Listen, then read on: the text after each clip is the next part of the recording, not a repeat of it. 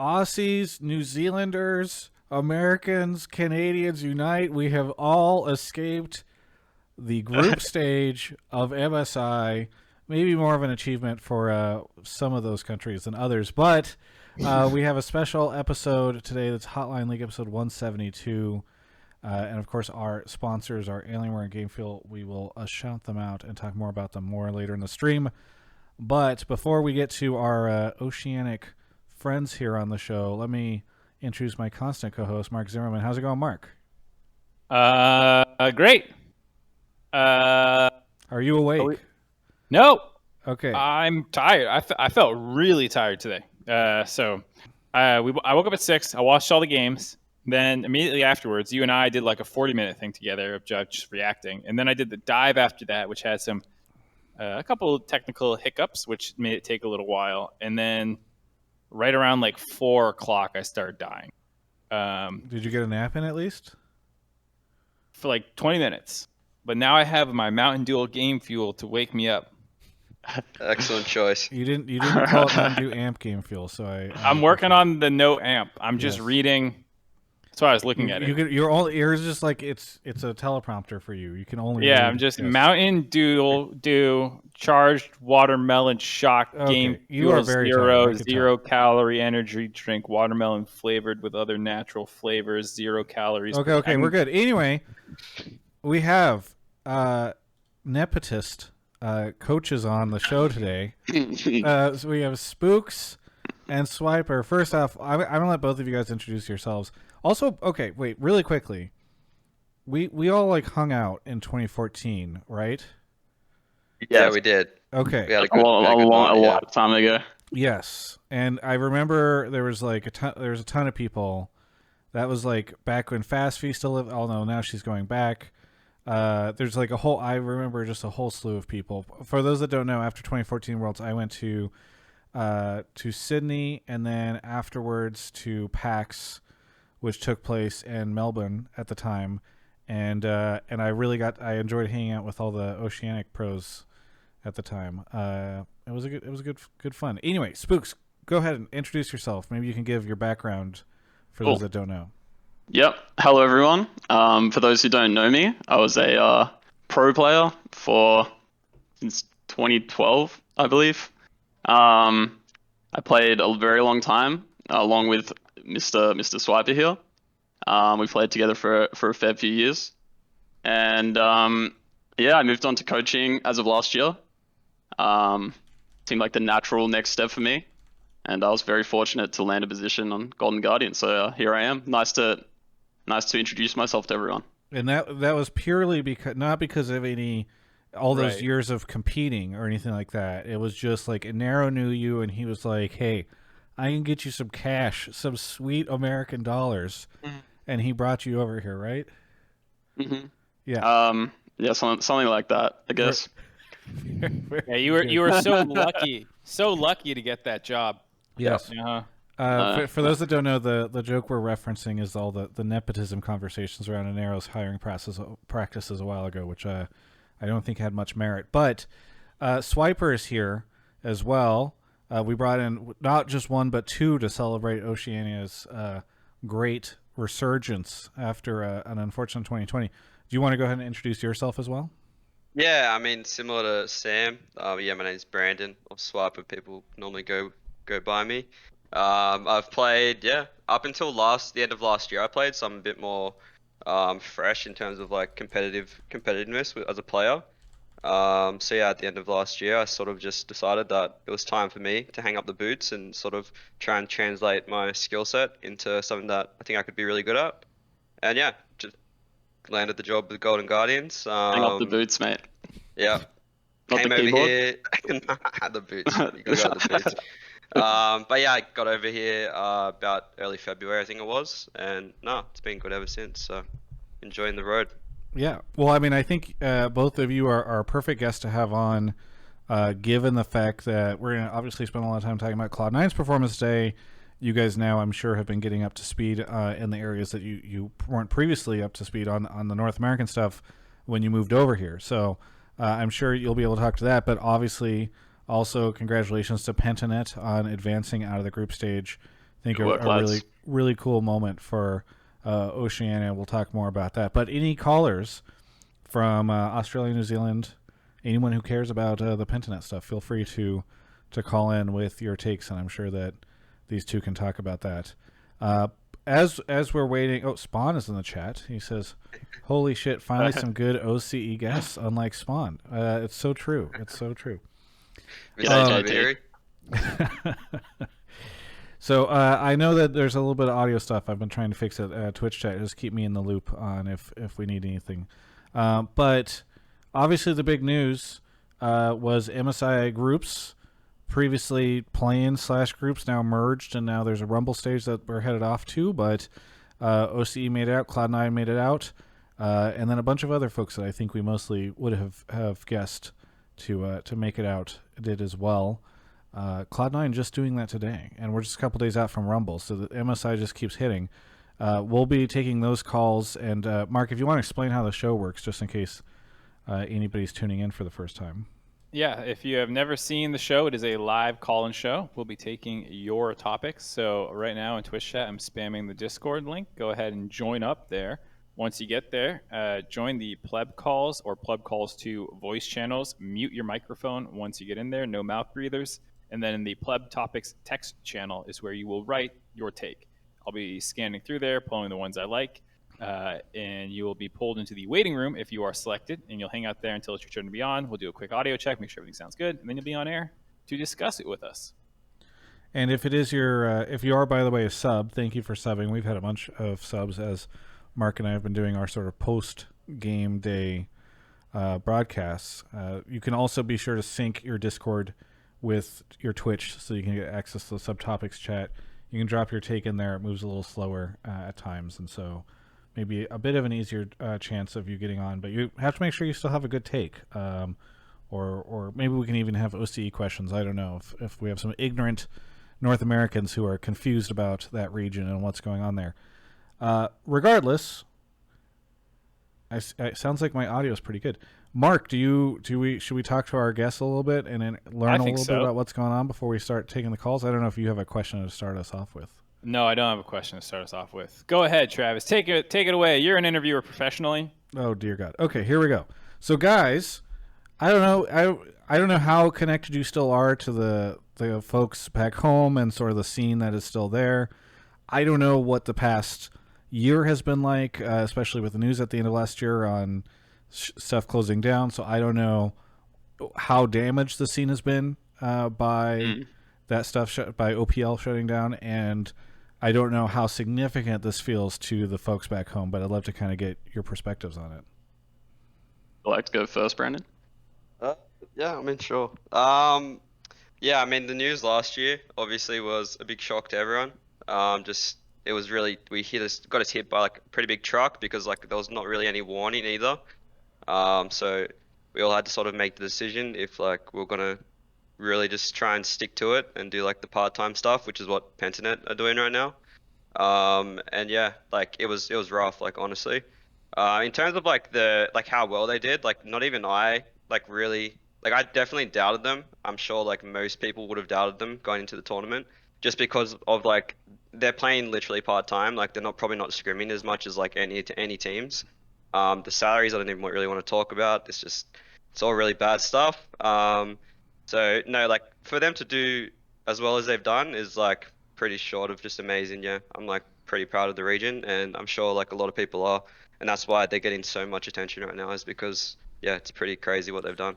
Well, because there were a lot of people dismissing what they did as like, well, if Vietnam was in their group, they wouldn't have made it out. And so, but I think to your point, you know, a lot of people don't realize. I mean, I certainly didn't realize that these guys were doing it part time.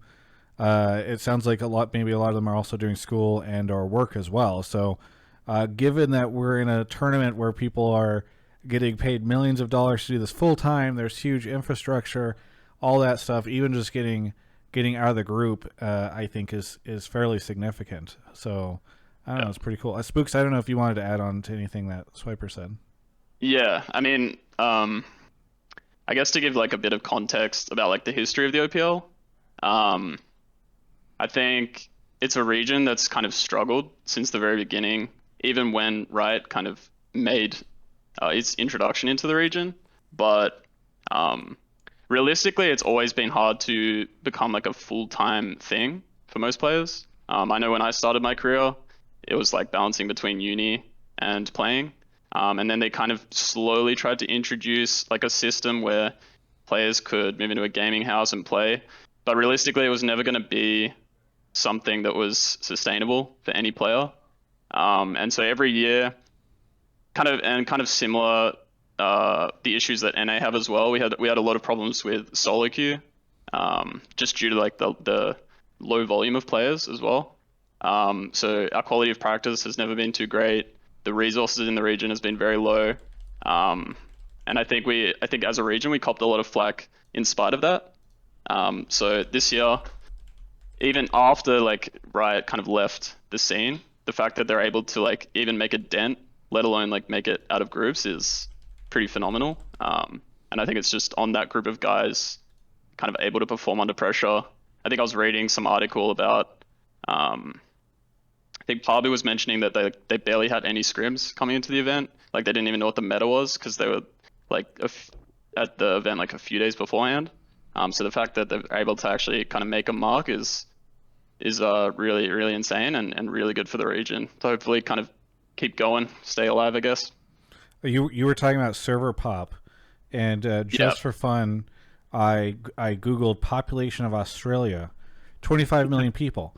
Population of California, 39 million people. So I can imagine, and obviously you guys have New Zealand. It's not just Australia there, but it is a much smaller population, just simply due to the size of the population in the region. So it's always been a struggle, as you've said, I'm sure, to find those folks. Who was it I was talking to? I was talking to one of the OS pros who said when the ping is low, something will flow is like a saying that they say over there. The mechanics will flow. What's the phrase? Oh, I mean, was that in 2014? Because that might have been like pre-OS server. No, this was okay. recently. Maybe it was a Zoomer that you guys, maybe one of the newer pros that made it over here or something like that. But one thing that you guys do have the benefit of is low ping, is my understanding. Yeah, we get to play on about 7 to 8 ping if you're in Sydney, so it's definitely a positive. But like, yeah, the queue times in like the Grandmaster Challenger games, you're gonna be waiting for about an hour for a game, and that's not even exaggerating. So it's pretty ridiculous, yeah. Any ideas on how we could take your ping and bring it to our population? Because I feel like then we could maybe make this work.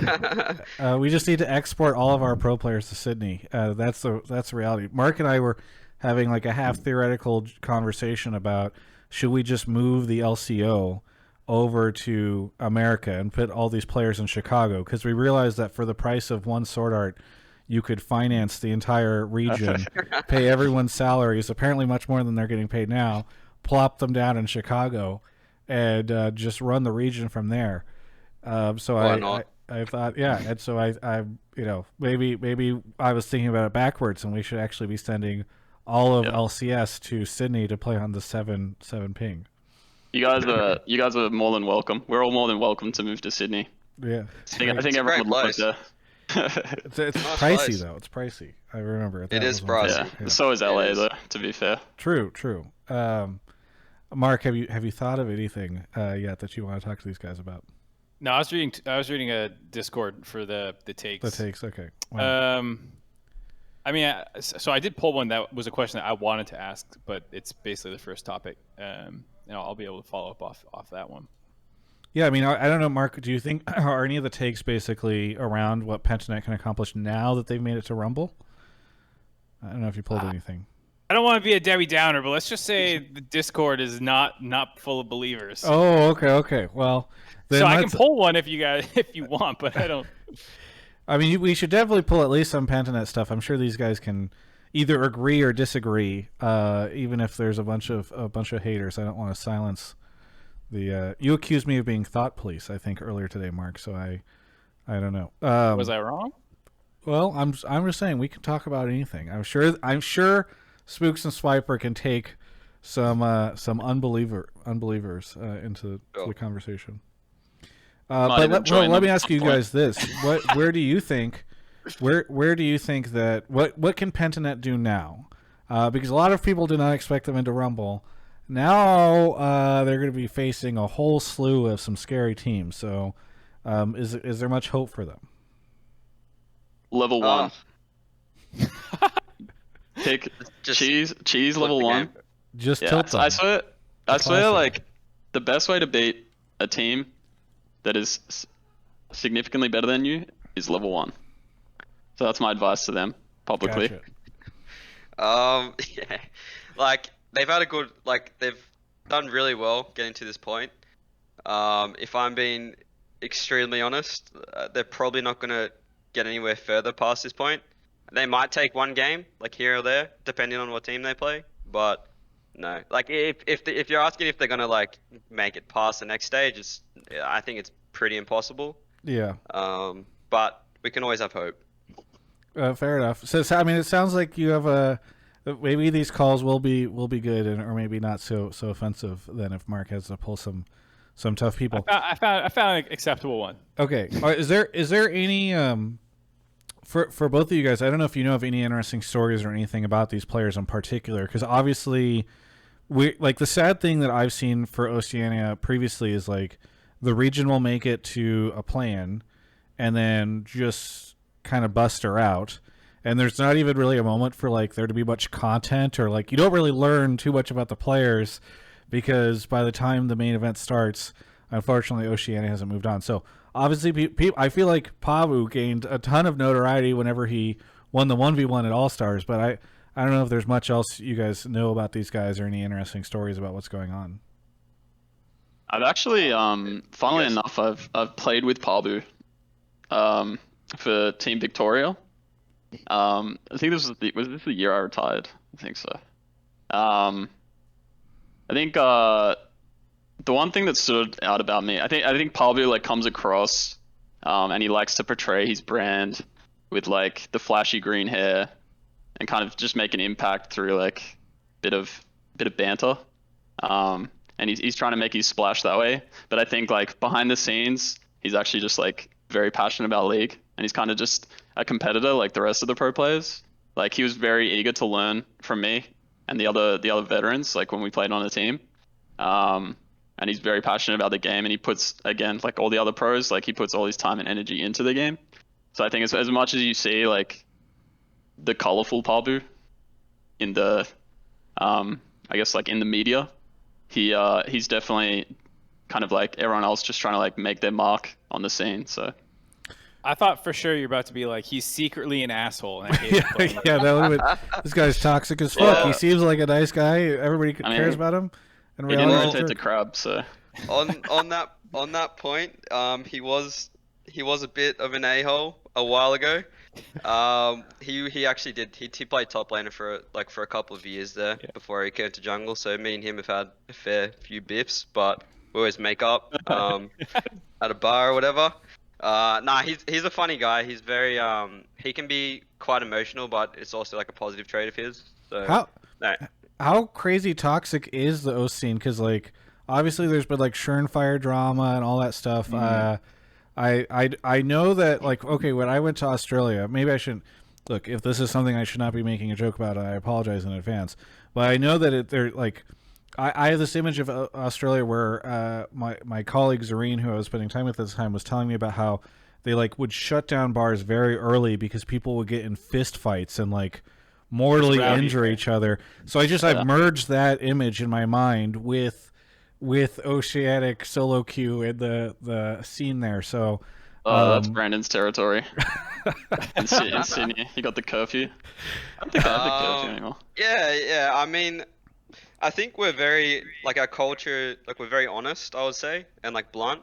Like we will get straight to the point if we need to, even if it's over all chatting League of Legends. So in terms of that aspect, like there's been some arguments, there's been some like heated situations, but overall I do think like we can be very kind as well. That's the thing that I really liked about the Oceanic scene, is that we're like a pretty tight group of people, like every single team. So like when you'd go out after like a tournament or whatever, and the tournaments back then used to be very fun because they'd be like sort of just a one weekend thing. We didn't really have like a season or anything like that. So I mean, it's developed more over the years, but yeah, I mean, it's a love-hate relationship with everyone, I think. And we can hop into calls in just a second, but one last question I have for you guys, just in case we don't touch on it in the calls, is Mark and I were talking about Pentanet and how they would fare in the LCS. Mark's opinion was like he thinks they'd be better than some of the bottom teams. No current teams, implied here. But even we had a theoretical discussion on like, should Jack, who likes to sort of flip his players on academy teams either up to the LCS team or for big bucks by selling them off to other teams, should he try to do that? And then let's say Pentanet goes to Worlds, has another decent showing, just bring over Pentanet, buy out the entire team, and throw them in as the academy team. I guess I'm just kind of curious, like what do you guys think of Pentanet from an NA perspective? Would they kick ass over here, or at least be a mid tier team? And is there a world where like they would do a lot for the scene? I think my first reaction is, I think based on what I've seen from most of the guys that have come over, who are considered, I guess, honestly, like, if I'm being straight up, like, I think we're better. I think you're looking at Pentanet kind of being around like high academy, maybe. Definitely not. Yeah, definitely an academy team, like who would be competitive for sure. But I think there is a little bit of a gap still. And I think like you, with a group of those kinds of guys, you need to throw them in an environment. Start with MSI, right, where they can learn a lot from these teams who are much more experienced. Because pretty much all of what they've learned, like all of their macro, is just VODs. Like when we played in O's, it was just like watching LCK teams, watching LPL teams, and trying to learn as much as we can from them. And you can learn a lot, but a lot, I feel, of what you learn is when you actually play against these guys and you get punished for making bad mistakes and you get punished for being greedy. So I think if you threw Pentanet into that kind of environment, they would definitely see a lot of growth. So does that mean that we've essentially, that making it into the Rumble stage is the equivalent of no org right now? Like no org went to MSI, made it out of their group, and is now in the Rumble stage, in terms of skill level for North American folks. I would say yes. That's fun. That puts it into perspective a little bit for you, right? Like, we're like, can Cloud9 make it out? Please, dear God, our LCS champions. Meanwhile, Pentanet's over there like, let's fucking do it, guys. Let's go to Proving Ground. yeah, exactly. Yeah, from my perspective, I think something that Oceanic teams like do really well is they actually just play as a team, and they make decisions together. And I think like you find just like watching a lot of games over here, like in Academy and LCS and stuff, is like everyone plays for themselves, and they do it quite well. But when you have a team that just is very decisive and on the same page, like the skill gap necessarily isn't really a thing. It's like you can close the gap by just being very decisive and being on that same page. And I think that's what PGG has done against Unicorns, because I would say like Unicorns Love, like individually, probably better than PGG across the board. It's just that like from what I saw, like they really were explosive, and like when it came to like the dragon control and dragon fights, like they were just the better team around them team fights. So that's yeah, from my perspective. Yeah, maybe not having anything to lose is an asset whenever you end up at these international events. Yeah, the other thing I think I mentioned it then was like also in LCS you have a full league ecosystem kind of thing. So you're playing games over week after week after week after week versus like a sprint here where it's probably much easier to keep spirits up after a loss in a situation like this a little bit, because there's fewer games. But if you get grinded out for like 3 weeks in a row, you're like, fuck. And I think some of that stuff that is a big benefit for them here, where they're playing really loose, it feels like, as the underdog, that like the underdog spirit only goes so far before you're like, I would just like to win. Yeah, sure. Well, look, let's get into calls. I know a lot of people are going to say, hey, we just spent so much time talking about OS, but I know that the majority of the calls are probably going to be about Cloud9 and some of the other teams, and so I felt like it would be a good idea to take advantage of the guests that we have on and kind of tell the story of this fun team that has made it into the next stage of MSI. Mark, you want to go grab our first caller? Oh, he's already off. to grab them. Fantastic. Well, while we're waiting on Mark to come back, thank you to Man Bear Pig, Dwade, Lieutenant Shiny Sides, Spawn the Caster, Salu Brights, Ein Scrub Vaults, Rebelcom, D9TV for gifting 5 subs. Thank you, D9. That's very nice of you. And Max Drixton back for 15 months. Mark should be back here very shortly. But, by the way, for those that were here before the stream started, I was playing a bunch of Mass Effect music because I'm very excited about Mass Effect Legendary Edition coming out later. I know you guys are all esports fans, so you don't actually play a lot of games, but I'm excited about it. Franz is here. Or is it Franz or Franz? Franz. Franz. Where are you calling from? Yeah. Calling from Provo, Utah. Provo, Utah. Wait, have you been on before?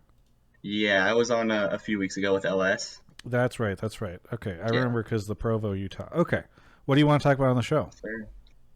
Yeah, so I think I've seen a lot of stuff about the format of MSI, some in favor of it and some against it. I think the format was really good. I think it allowed for minor regions like OCE to have a shot at competing with the major regions, and I think it built hype leading up to Worlds. I think MSI allowing this sort of format where wildcard regions can compete with major regions is really good for branding and a good time to have that sort of competition leading up to Worlds. And we saw the benefits of that with Pentanet getting through.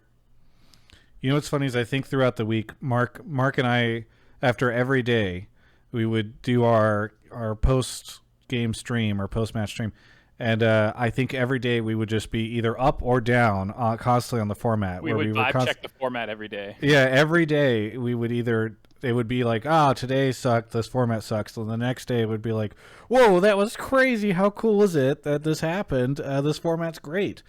So I think now, perhaps because of today, I like the format a lot. Sort of looking back over the last 6 days. But why don't we throw it in with Spookz and Swip3rr? What do you guys think of the format, especially having that minor region? Or, by the way, what do you guys like to be called? Minor region, wild card? Is there a less offensive? What's the terminology that is least offensive to your region? I've grown up being called a wildcard region, but I mean I don't mind either. Okay, so. Is minor better than wild card? You're saying? Minor or What do you? I mean, what would you call your region? I call us a wildcard region personally. Okay. Yeah, but, I think yeah, I think most Australians love the kind of underdog story. So I guess wildcard fits that more so. I mean, I guess they both fit that, but Twitch chat is saying something that Riot tried to push a couple years ago, which is emerging region. I feel like after Riot has shut down that region mostly, you can't really call it emerging anymore, as the joke that I made previously. So poached region. Yes, exactly. Retired region? I don't know. Anyway, so Spookz or Swip3rr, I don't know if you guys want to dive in on the format stuff. I like this MSI format. Personally, I did like as a player. I'm also enjoyed like going to a separate tournament, like a wildcard tournament, where like all of the wildcard teams fought against each other like multiple times. I think that's where like you could showcase your skill a little bit better. But I mean, like you have like when you go to like this current format, you have the chance to get out like. It's a bit easier, if that makes sense, than like winning a whole wild card like tournament format where you have to verse each other multiple times. So in terms of like opportunities, I think like this format does benefit us more. But yeah, as a player, I did enjoy the previous one. So I will say, as I'm a little bit bitter about this topic because as Swip3rr knows, we had 2 years straight of doing wildcard events, and then the next year where we lost. They let the wildcard teams go straight to Worlds and MSI. Yeah. So unfortunately for us, we missed out on those events. But personally, I think that kind on what Dos said, I think the wildcard events are more competitive, and I think that they allow for teams which are at that higher end of those teams to kind of like go to Worlds, and then they get the opportunity to like fight for upsets. And I feel like I personally think that's better. kind of watching like RNG, for example, just grind out like all these teams. It's not really a spectacle that I'm a huge fan of. But yeah, I mean, there's arguments for both, I guess. But what about when you see DFM pushing Damwon? You know, Oh yeah, no, DFM is Smurfs though. that's what I'm talking about, right? Yeah, I would just say that DFM would win the wildcard event, and then they would go to Worlds and then get some upsets, and then you can kind of filter out the rest of the games. You know what I mean? You know what I'm saying? Yeah. I mean, it's interesting to hear because that was one of the things that we were struggling with because NA is, as a region, just in a weird spot where, like, you know, when we lose to Korea or China or something, you know, it's just like we feel like we should be competitive with them, even though realistically we're underdogs. But, like, the fan and community sentiment is more like, you guys fucking lost, idiots. And so, like, it feels like we're in this, like, weird position of, like, well, we don't really relate to a lot of the emerging wildcard. Yeah, losing to an emerging wildcard minor region is like incredibly embarrassing. You know, it's just like the worst that you could possibly do. But well, that's what it's like. We're in like this weird superposition where it's like, okay, we're not actually playing with the three top regions usually, but we also have the same expectations put on us, and so we're just in a constant disappointment. And it's hard to be like, well, how do the minor regions view the major regions and playing them? Because, you know, I would have thought, or sometimes the way that you hear it pushed is like, well, I'm sure these guys are happy just to even play RNG, even if they're getting their asses slapped the whole time. And it's like, it's interesting to hear that, you know, you guys who have been through the system are actually like, no, we'd rather play competitive games versus people that we have a real chance of beating and just displaying that we're better than and filtering up. Because, I mean, it does go a little bit, I think, against the grain that you hear repeated by a lot of people. Honestly, I feel like one thing that Riot could do that would be really neat is to do kind of both, to give Spookz his like wild card tournament, but then also let a lot of these teams compete against some of the bigger names. Like, I almost wonder if you couldn't do something where you send like the top 2 teams from every one of these wildcard teams or wildcard regions into a single tournament, let them all kind of fight each other, and then some of the top placers go there. Because I think it is really a good point that like it probably feels really nice to go compete against teams and regions that should be approximately your level rather than just getting slapped around by RNG. However, but it's also quite nice, I'm sure, to have a chance to like if who was the emerging or the minor region in the RNG group that I'm forgetting? UL? Oh yeah. If they had done not UL because they were in That's PG UL. Oh yeah, you're right. Sorry. It's been a long day for both of us. But if UL or Pentanet had taken games off RNG, that probably feels really great. Or even if they pushed them to like a base race or something, you know. Mm-hmm. So I wonder if there isn't something where you could try to do a little bit of both, as sort of throwing a bone to some of these regions that don't have the development resources that the major regions do. Yeah, I would say that's kind of what the old wildcard format used to do in a sense. I think it was top 2. Was it top 2 that used to go to Worlds? They're like advanced. Yeah. Yeah, generally, yeah. Yeah. I think I'm not sure if they have the resources to kind of run that event for the minor region teams, which is kind of my understanding of why they collapsed it all into one. So it's funny you say that because I think but Riot makes billions and billions of dollars. So I think they might have the resources. I'm not sure though, but I think they could find potentially. It. Yeah, that was my understanding. I can't remember who my resource was, but sure. I'll let them know. I'll question them after the show. Yeah. I mean, it's the same. Like I think Papa Smith in chat said it, but I think it's the real answer is the formats to like get the average viewership up. And so when you put RNG and you know a decent portion of the Chinese fan base is going to watch no matter what. And so it justifies it in a cost sense more to get the viewership up. But I mean, I don't know exactly how much it costs to really run, you know, a quick tournament beforehand that prunes it out. I mean, it would be an interesting question to go around. Like, it's tough to do this because just getting in touch with everybody in different languages is weird. But like, if you were to go ask all these different regions, like what like both the fans and maybe the people competing in them, like which format do you prefer? What people would say, because Because it sounds like from you guys, I think Mark and I and a lot of people probably would have expected that you would have preferred this format to the previous one. But it sounds like you guys like the previous one a bit. So I don't know. As a player, I prefer the current format, but I think kind of as a viewer, like watching this event, I would prefer the wildcard format. Oh, I think as a player, just getting the opportunity to like play against one of these teams and potentially just have like a miracle game is like what you dream of. It's kind of what you play like League for, I guess. Yeah. But yeah, I mean, again, as a viewer, I think it's better to go the other way. I mean, you have to imagine that Chaz telling Cryan that he's going to solo kill him and then actually solo kill him has to be like a career highlight for him. Yeah. Mid gap. Yeah. Franz, what do you make of all this stuff? This conversation we're having.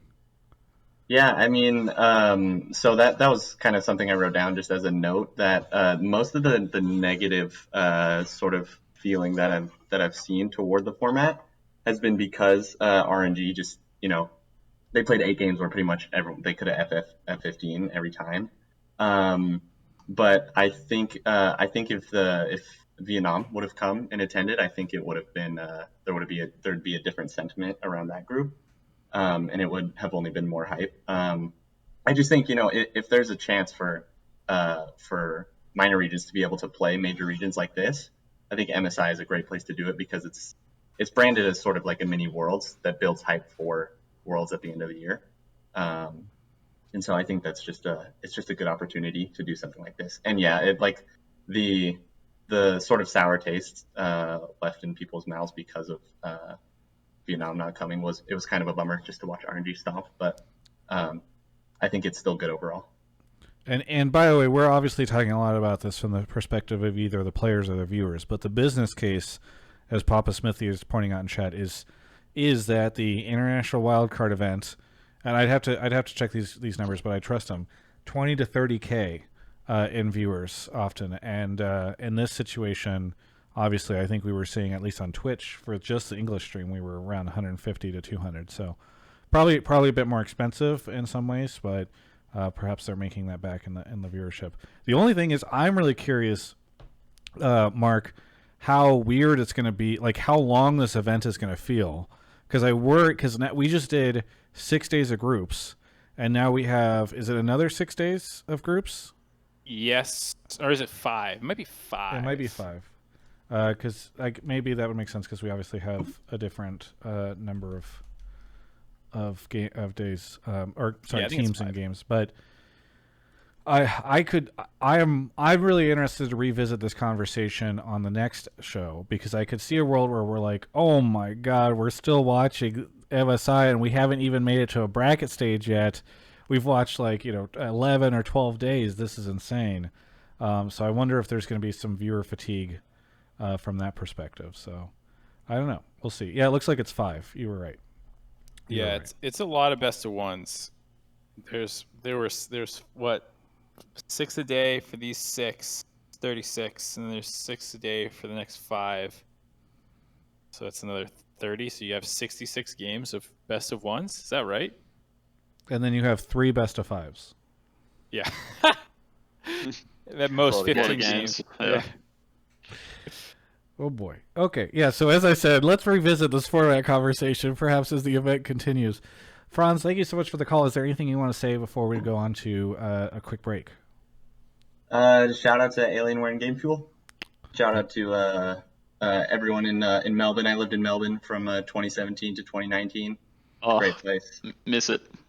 Yeah, love Melbourne. I actually and I feel for my Vietnamese brothers. I actually learned Vietnamese down there as well. So shout out to all the Vietnamese fans. Nice. They have great coffee there. I do recall that. Yes. Yeah. Thank Much you so better much. than here. Oh, okay. You're new to the city. You know, It's maybe not even close, guys. Okay, thanks so much, Franz, for the call. Yeah, thank you guys. All right, we're going to take a quick break to talk about Alienware, our first sponsor, chat for the evening. I have been teasing in my outros all week long, and I'm realizing now that I'm going to release some videos that have this outro. It's going to be outdated, and I'm just, this is hitting my face right now, and I have to figure out how to deal with this. Regardless, Today, Alienware announced some cool stuff. So first off, they announced a revision with updated specs to the M15 line. So they now have a M15R6. However, they have now, if you go over to, you can see this on their Twitter, for instance, at Alienware. They have announced that they are going to create something called the Alienware X series, which is going to include industry first innovations. This is another new line of notebooks. So previously they had the M15s and M17s. Now you're going to have these X series as well. There's a bunch more details coming on June 1st, but it's really exciting to see them unveil this. There's already been, I think, some teasers in the media. If you Google around a little bit, you'll find some stuff. But it's looks like it's going to be really nice. If you're looking for like a nice thin gaming notebook, from the images and everything that they're showing, it looks like it's going to be awesome. So if you're in the market, perhaps consider Alienware and maybe keep an eye out on June 1st in just a couple of weeks for a lot of the really cool, innovative stuff that they are doing. Some really neat stuff that they're teasing around heat dissipation for those of you that are really curious about wanting something that's thin but also isn't going to stop working immediately whenever you try to turn on a game. So either way, thanks so much to Alienware for sponsoring this show. And in the meantime, while you wait for June 1st, you can always go to alienware.com/Travis, and we have a new code in the YouTube description below if you're watching on YouTube. So thank you so much to Alienware for sponsoring the show, and stay tuned for June 1st as they announce some more cool stuff. All right, I think we're ready for our next caller. Thank you, Alienware. Yes. You guys can actually say that because sometimes we have folks on here and it's very awkward when they have a conflicting sponsor. But it's very nice when Spawn comes on because Spawn also sponsored by Alienware, so he'll just pull out all this Alienware stuff as I got the Alienware headset on, so bit of branding, did a brand placement. And we're gonna ignore Swip3rr right now, okay? He doesn't. Yep. He's just sitting over there. It's a completely unbranded headset that he's wearing. Okay, Dalleyman is here. Dally, where are you calling from? Henrietta, New York. Henrietta, and have you been on before, or you just subbed before? I recognize your name so much. I've been on a couple times. I was the guy who predicted Double Lift leaving like a year ago. Nice. Well, thanks for that one. Anyway, what do you want to talk about on the show? So my take is that Damwon is still the best team despite losing the game to C9 today. They were in probably one of the tougher groups of the ones. Like RNG basically had a group of death group. So, but if you watched closely in the C9 game today, Damwon weren't down in gold until they lost. So, like, despite like losing a lot of the skirmishes early on in the game and going down kills, they were going net positive in gold. Like, they don't make many mistakes, and that is extremely scary going against one of the top 4 teams in the tournament and still not making those mistakes and still being ahead as far as they were. Okay, so question for you, Dalleyman. What was Damwon's record for the day? 2-1. Okay, what was C9's record in the day? 3-0. Okay, so when you tell me Damwon best team in the tournament, I'm like thinking a little bit about these numbers from today, and seems like there's some pretty good evidence that right now there's a stronger team, is what I would say. Right, and a fanboy. Okay. Okay. Well, let's before we get to our coaches, Mark, what do you think of this? Because we talked a little bit about it on our post game today, but maybe some people missed it. Yeah, I mean, Damwon definitely never had gold deficits their entire time, let alone the C9 loss. You know, like when DFM should have won the game after having 2 inhibs down and then straight ran it into the 3rd inhib. You know, no way was that dangerous for DFM to drop a game to a wild card region. Or I mean, Damwon dangerous for Damwon, yeah. Yeah, that wasn't dangerous for Damwon. Nor was their second game against DFM, where they also fell behind a little bit, I think, with some skirmishes. So Mark agrees with me, by the way. There we go. No, I don't agree that C9 is better than Damwon, but I think that's what you just said. I think that it was not like a single instance of Damwon struggling a little bit. If it was just like they dropped one game to NA, I would totally be like, yeah, you know, it's like it's a best of one. Anyone can lose a game, but they legitimately could have lost multiple games this play-in. But to the caller's original point, do you think Damwon is the best team in the tournament? No, not anymore. I thought that going in. I'm an RNG fanboy now. They tweeted at me. Oh, did they? So- Okay. Yeah, All right. I like them. All right, Spookz. Why don't we toss it over to you? What do you think, Damwon? What have you seen? What do you think? I think Damwon are an insanely good team, but I think the gap that I guess you hear from a lot of players between Damwon and C9, for example, is narrower than what people think. You mean when Hanabi said that any team can make it out except for Cloud9? That perhaps that's not indicative of the true strength of these teams? Yeah, I think that's a little rough. But again, I haven't seen really like what the scrims are looking like over there. Maybe it's telling a completely different story. Based on the matches that I've seen though, it's not this just enormous like unmanageable gap between the teams. And I think that's like obviously we saw that today with C9 taking a game. In saying that, I think Damwon are really effing good. I don't know what the censorship is like on this show. You're free to but- do whatever. Don't Okay. use the Aussie swear words, but Okay. feel free to use the American swear words. We're not Aussie Sure. swear word friendly. Okay. I will just say that with teams like RNG and teams like Damwon, a lot of Western teams are looking at their VODs and kind of trying to learn as much as they can from these types of teams. So, yes, that they are the best teams in the tournament. Is my answer to that. I Okay. guess. But let's put it this way. Dalleyman says that he thinks Damwon is. So I assume Dalleyman, you think Damwon gets out first in Rumble. I think they should.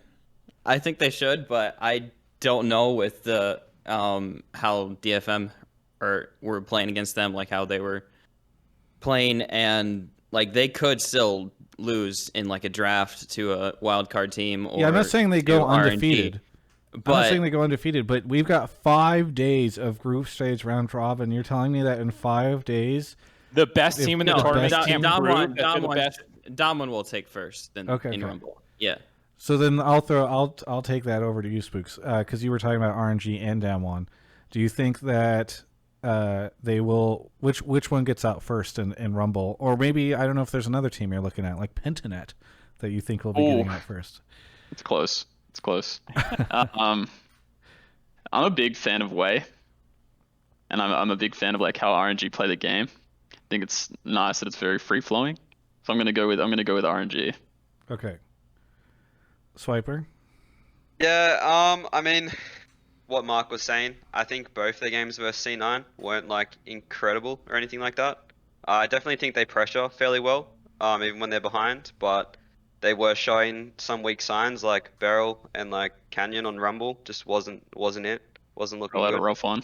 Yeah. I think obviously my answer is I think RNG is the better team. I think because of the meta at MSI currently as well, it really favors like early game aggression and like strong solo laners, and I do think like RNG has that on Damwon. So yeah, I feel like they're gonna take the tournament right at this moment, but who knows? Yeah. Anything could happen in a week. But even though anything could happen, you think on the RNG. record right now, Yes, RNG. RNG will get out first. All right. Well, I'm gonna go with RNG as well. So that's 4 of us all thinking that RNG get out and Rumble. So we're gonna have to see. Hopefully, Pentanet is actually decent and maybe a little bit better than No Org, because otherwise we're resting all of our hopes on a team who looked really good by beating Pentanet and a team that was worse than Pentanet over and over again. So this might be a bold move on our part, but Could be. yeah, we'll see. Okay, Dalleyman, we all disagree with you. You have any thoughts on anything? Get off you the said? show. Sorry, It's man. like it's like America's Got Talent. You know, like once we all press the X button, you have to leave. Right. Dalleyman. Oh, by the way, TRBS in chat says people flip so fast. Again, 6 days of games, and you think that's so fast? We've had the majority, almost an entire week, certainly more than a business week's worth of matches. I don't think it's so fast. But Dalleyman, anything? Do you want to throw any last words out here where you can taunt us before we end up all proven wrong? Well, C9's winning anyway, so it doesn't matter who gets out first. So Okay, I see. All right. I see. Very good. We all like you again. Yeah. Anything you want to shout out before we move on to the next caller? Shout out to Game Fuel, best energy drink there is. A little hard to find, but they're great. Hey, gamefuel.com. Shout out to my stream. I stream every once in a while, not very often, but I hit top 100 recon last season, so that's kind of cool. Nice. So yeah, that's it. Congrats. Well, anyway, right. We'll catch you next time. Thanks for the call. Thank you. All right. Mark is off to grab our next caller. Thank you to Beef Stews for the 6 months. Boars for the Prime. So many things for 3 years, 36 months. Hey, thank you. So many things. It's awesome. It is really cool whenever people are here just for all these years. And Zaytus, thank you for the Prime as well. Raz says doesn't state his stream. I mean, he can say something in chat. Full-blown Shout tilt. out to Raz. FullBlownTilt is here. Where are you calling from? Wanaka, New Zealand. Oh, From New Zealand. Here we are. it's a recognizable accent. How are we? Whereabouts in New Zealand are you able? I don't know if it's so small that you dox yourself by just literally stating a city. Well, no, Wanaka. Yeah, it's pretty small. South Island. Okay, very good. Well, what do you want to talk about on the show? My take is that Pentanet is the most dangerous team in the Rumble stage because if they take a single game off any team, it could prevent them from moving forward. Okay, well, do you want to add to this a little bit or expand on that at all? Well, realistically, I'm an OCE fan, but I don't think we're making it into the semi-finals. But OCE teams have a history of like taking games off and like playoffs or plans from other teams. Like last year, they took 3 games, against Mad Lions and whatnot in the plans. So in a single best of 1 format, if they take any game, it could be dangerous for any of the teams that try to get through. So they're here to fuck with people. They're not To here play necessarily spoiler. to get out, but they're to drag people down. Accurate description. Yeah. Okay. Well, Swip3rr, I think we went Spookz first. So is this sort of the Aussie mentality? You guys go to these things and you're like, who could we know that we're not going to be super depressed going home. So who could we make feel way worse whenever we beat them? Honestly, the mindset I would just give the boys advice right now is just that, I mean, speaking from experience, like when you have nothing to lose, like you play significantly better in these tournaments. But when you realize that like you're almost there and you can actually like maybe make it, like I think that's when like the pressure really hits, and they're probably not used to it because they entered the tournament with a different mindset. I think So they should don't huff any copium is what I'm hearing. Yes. Yeah. Don't go in thinking you're not going to win, and I think they might take a game or 2 and upset some people. This is the Golden Guardians Academy coach telling you, do not believe you're going to win. Believing in yourself, that is the key to defeat. So you need to make sure that you don't believe that. Is he wrong though? Think about all the supervillains who lose and how fucking arrogant they are. They just can't conceive of a world, and then the plucky superhero takes them down. I think that's basically The only criticism the only concern is I feel like one of the criticisms we levy against North American teams is that they play scared and need to play more confidently, and they're a little too afraid when they go to these international events. So, and I think that's criticism you levied against Cloud9 in the first couple of days, Mark. So, I mean, doesn't it kind of contradict? exactly You want right. them to be more confident. The problem was that they thought that they should win, and that's why there was pressure on them. Okay. When they go up against DFM. But then after they lost DFM, the second time they played them, they're like, holy shit, these guys are so good, we don't have a chance. And that's why they won the second time. Gotcha. Okay, this is good. But no, Swip3rr. I mean, do you think I think you mentioned earlier maybe they take 1 game, but do you think that they can do this stuff? These level 1s you're suggesting, are they going to be able to drag some teams down potentially?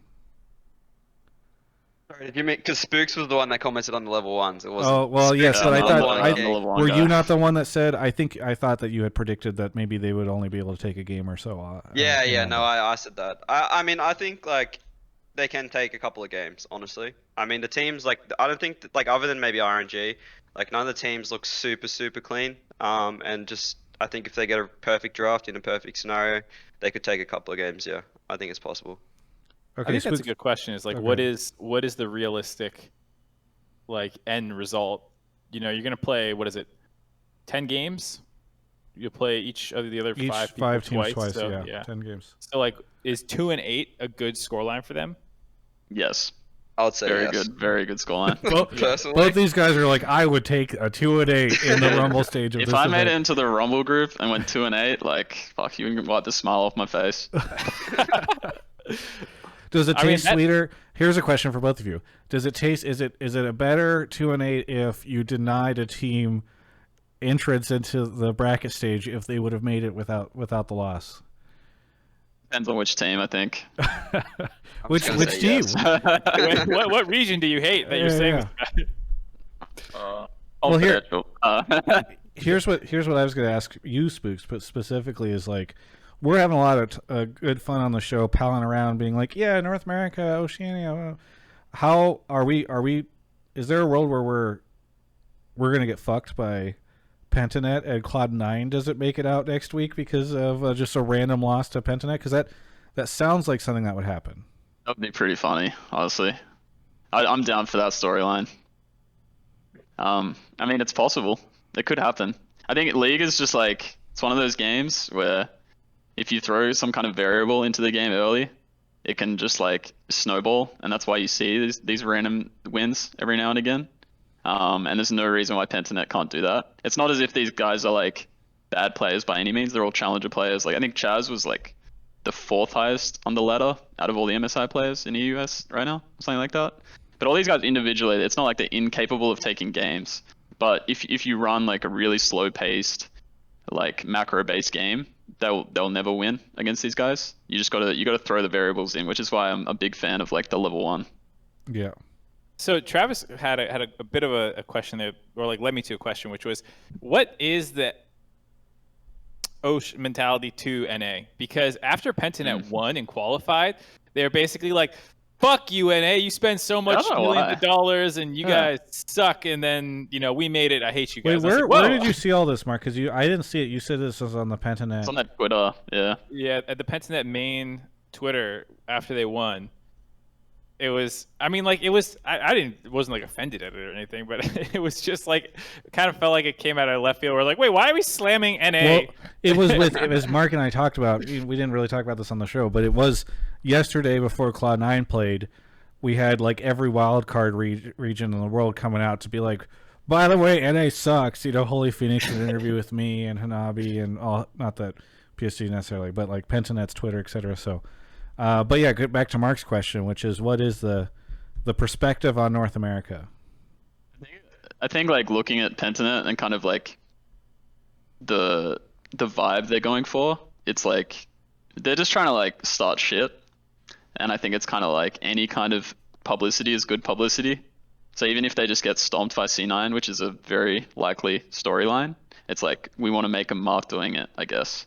I think that's but from my perspective, it's like NA is like the region of hope for OCE. It's like when you're playing in OCE and like you're grinding the ladder, it's like in the hopes someone in North America will notice you so that you get the opportunity to like play in that region.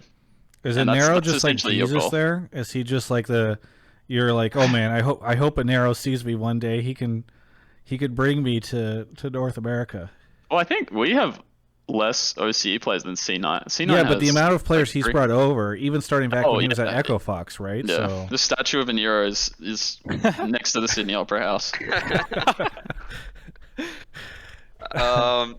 Yeah, I mean, I think it actually started from NA's, like NA started the beef a little bit. Like I feel like whenever any OCE team comes over to NA and like does like a boot camp or scrims or just plays in the solo queue, like we just get a lot of shit.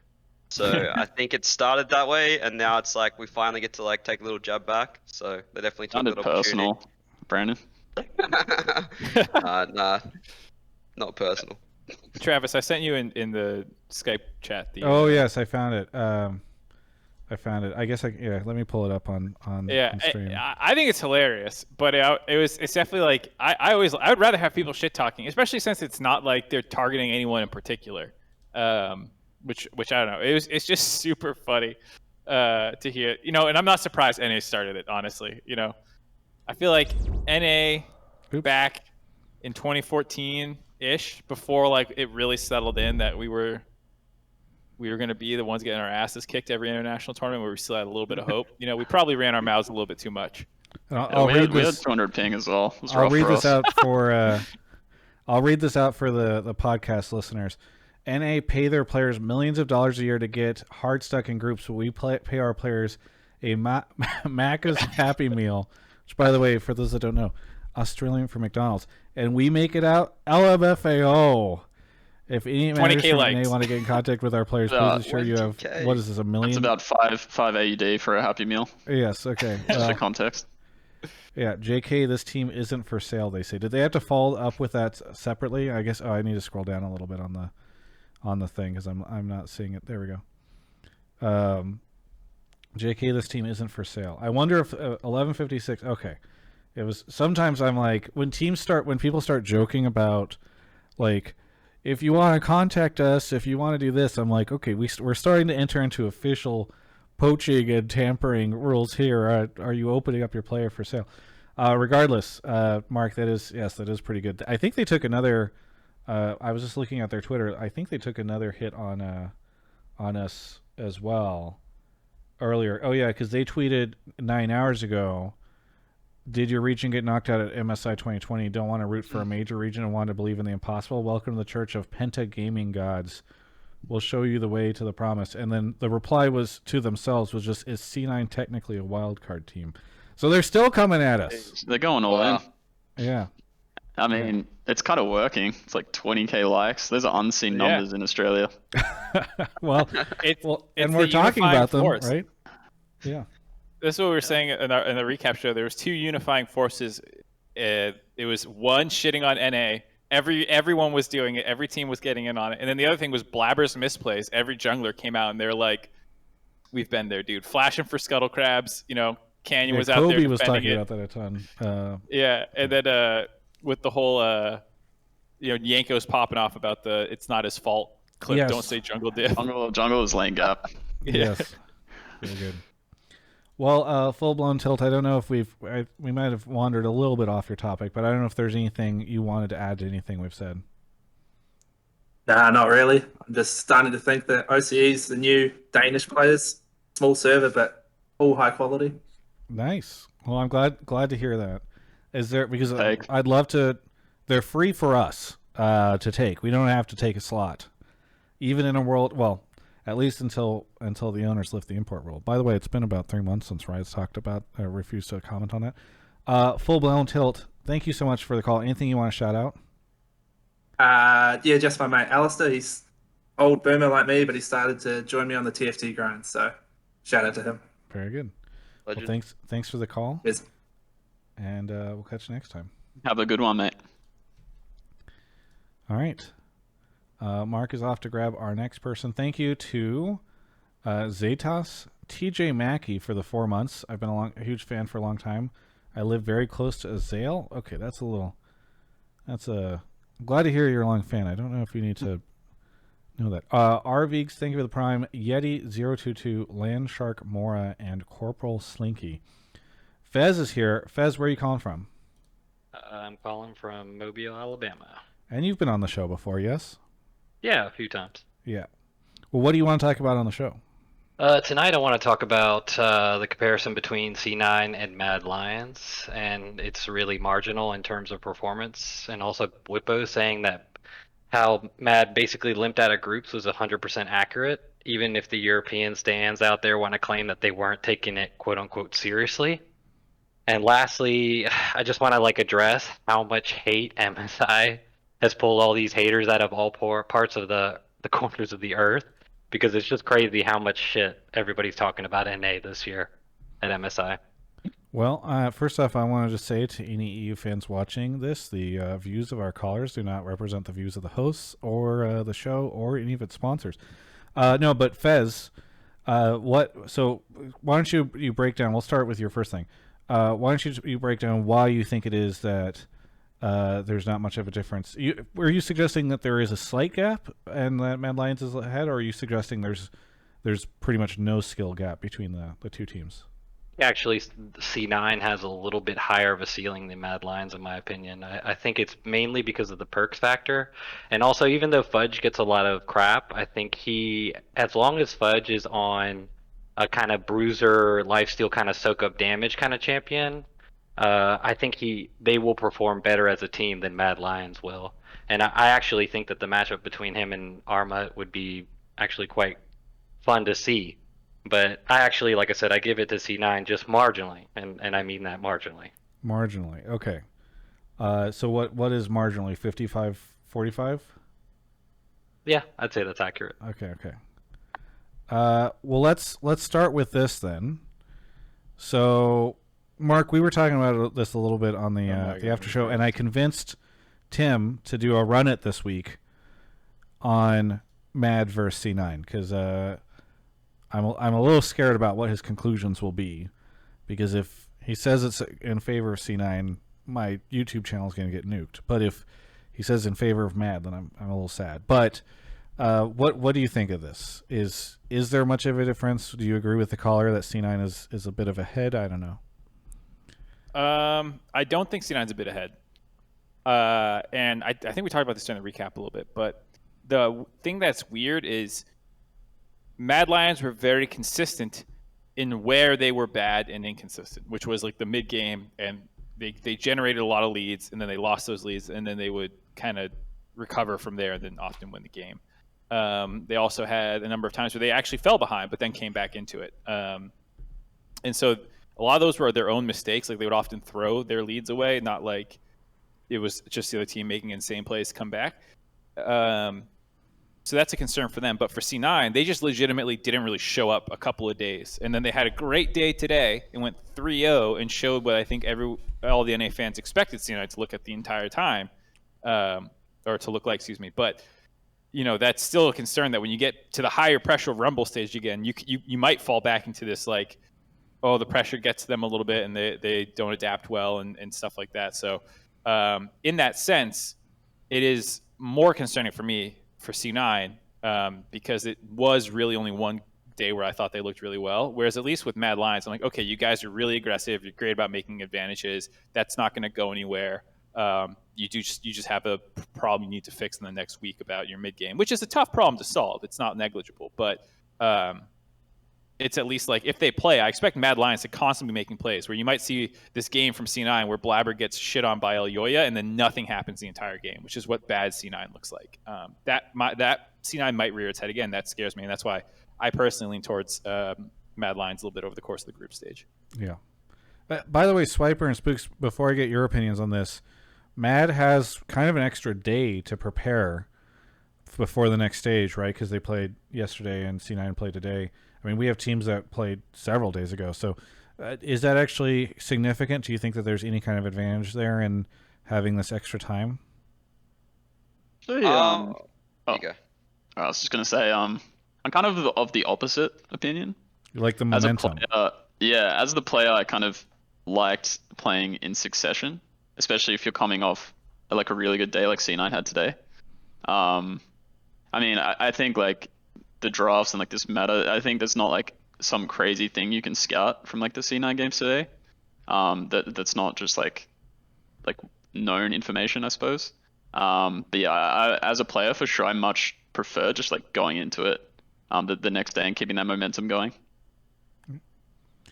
Yeah, I'm of agreement with Sam in the fact that just because C9 played so well today, I'm not sure what Mad can actually take from it. I wouldn't say like so well, but like they were pretty hard to crack. If you're watching them VODs, like they just were pretty consistent when Blabber's just not running it. So that was good. Well, here, I'm going to ask both of you guys this, and then Fez, just be ready. Maybe I'll toss it back to you, and you can say who you agree with or why you disagree with Mark or whatever on his assessment. But Swip3rr and Spookz, we're going to pretend that you guys don't currently work in North America, and you guys are the international neutral arbiters of the Mad Lions Cloud9 situation. What do each of you think of these two teams, and are they even, or is one a little bit ahead of the other? Well, yeah, funnily enough, me and Sam were actually having a big conversation about this earlier today. I personally prefer C9's playstyle when they're at their best, just because that's like how I like to play the game, is like slow stacking dragons. Loves dragon stacking. Yep. Playing for like them team fights where I think Mad Lions show a lot of disrespect in their play, which is not a bad thing. They actually just create a lot of opportunities and capitalize on them. Sometimes it works, sometimes it doesn't. I think right now they are pretty even, honestly. I think if both teams show up, I actually do have C9 in a slight advantage, but it's not. It's like it's pretty 50-50. Like I'm sort of lying when I say that. It's just like it's hard for me to predict like who will actually beat them, but it's definitely one of the closer years of like the two regions. I think it's the closest it's been in a while. Very political answer, Dos. Yeah, Okay. it is. Well, fine, but- Spookz, give us the non-political answer. Give us the real talk, God. right? I think Mad Lions is better. I think, yeah, I mean, kind of just touching on it, it's like everyone's kind of mentioned it, but it's like, it's kind of like a double-edged sword in a sense. Like when you go into mid-game and you're testing your limits and you're like playing a 2v2 knowing you're at TP disadvantage and then like you die. But it's like sometimes when you know your limits that well, it's going to work and you're going to force their TP and you get an even bigger lead. And I think that's kind of like how Mad Lions play the game. As opposed to C9, who are very calculated, slow. They're willing to give up Herald for Drakes and just like get first set up on Dragon every single time. And it's like pretty predictable almost in a sense. I think Blabber's pathed down every single game and taken Dragon around 8 minutes every single game. But I much prefer like the free flowing, like fast gameplay where you're very opportunistic, kind of like the LPL, like RNG kind of play style. And I think especially on match days, it's like under pressure. That's kind of where you thrive, or where you see like big players step up when they're willing to take those risks. But yeah, I'm definitely leaning on Mad Lions. Fez, why are Mark and Spookz wrong? Well, like I said, I kind of agree with Swip3rr's kind of more political answer, I guess you could say, because it is really hard to tell. But I think Sven said it in an interview today. I think the key for C9, just because of the jitters that Blabber has been suffering for, is just securing lane prio so they can help him with Scuttle and get him the lead that he needs to get going. Because I feel like Blabber is like a freight train. If you derail him early, it's just a disaster the whole game. But if you start babysitting him early and helping him get those leads, then Blabber becomes this factor that is really difficult for the opposite team to deal with. I feel Gotcha. like there's like a couple something's gonna crack in these games. Like Kaiser and Carzzy have been really good over the group stage, as have been Sven and Vulcan. And like I feel like one of these bot lanes is gonna get the better of the other bot lane. I feel like El Yoya is either gonna crap on Blabber or it's like not. It's gonna be pretty even in them trading kills. And then like I could see Top also being just like this kill fest because Arma is really aggressive and like all play-ins he has been killing people and then dying himself.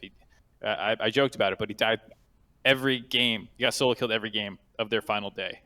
And like he still was having good games in that situation. So that's the kind of player he is. So I think mid lanes will easily be the most consistent, and the rest of the states are actually pretty volatile. But any game I could just see like one of the team's players just blowing up.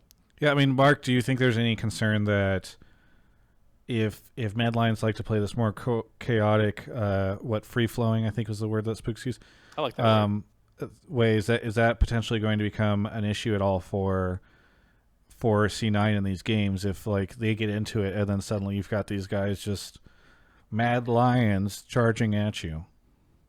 I mean, I think like Mad Lions is better at that play style in general, but like it's not like C9 is opposed to getting scrappy ass games. Like Perks is obviously down to scrap it out. I think so is Blabber, and especially the top side of the map. Vulcan gets in on it too. So, I mean, like I think Mad Lions is just better at forcing action when it's not like an obvious like it's a Drake fight. So, yeah, I think they're better at. But I don't think C9 is like old NA teams where we're just like so slow. They're and not so a team bad liquid. Yeah, Yeah, I think I they're agree much with more that. dynamic than that. Gotcha. Okay. Well, Fez, I will give you a little bit of time for your extra topics because normally we don't do these broader conversations, but I think we've got some space for it. So you were saying a little bit about you're frustrated that there's a lot of people coming out after it in North America. I don't know if you want to elaborate on what you were talking about earlier. Yeah, I've been a long time LCS fan, pretty much How since long? 2013. Pretty much almost the inception of the league. So I've been playing since beta. I'm an old boomer. But basically, I just think like this year particularly, and maybe it's just all the money and people memeing and stuff like that, but I think it just gets a little bit kind of annoying how everybody, every chance they get, they're like, "Oh, NA's doing bad. This is great because now we can shit on them because they spent too much money or they have too many imports." It's just like a laundry list of excuses.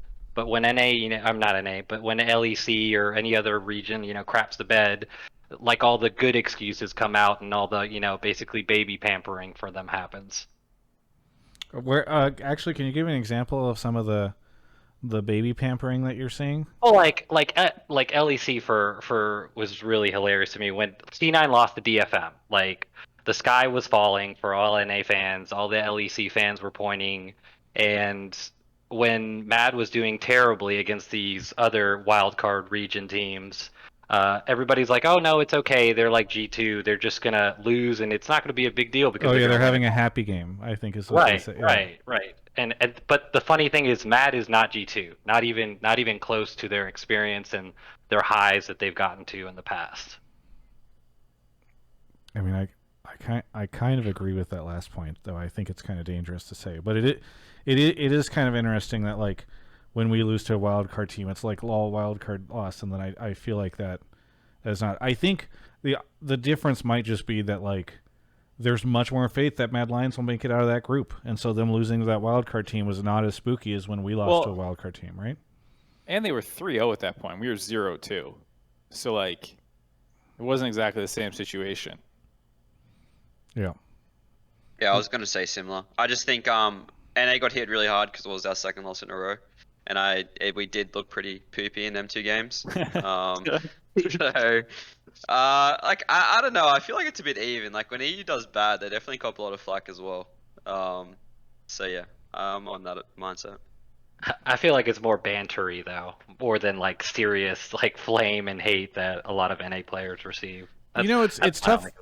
Well, like I think about this sometimes because I'll talk to some of the EU, like the LEC talent, and they will talk about how vicious the NA fans can be. And it's interesting because I look and I'm like, I don't see that as much.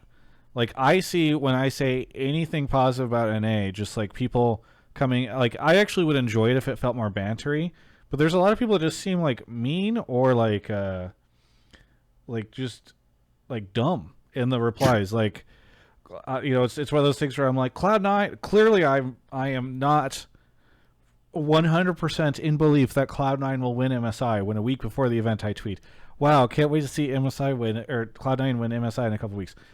Sometimes I don't know if it was on this exact tweet or whatever, but you'll get replies that are just like, wow, are you fucking kidding me, you idiot? Cloud9 sucks, NA sucks, LOL joke region. And I'm like, okay, that's not really banter. Like there's perhaps a little more cleverness would be appreciated. I don't know.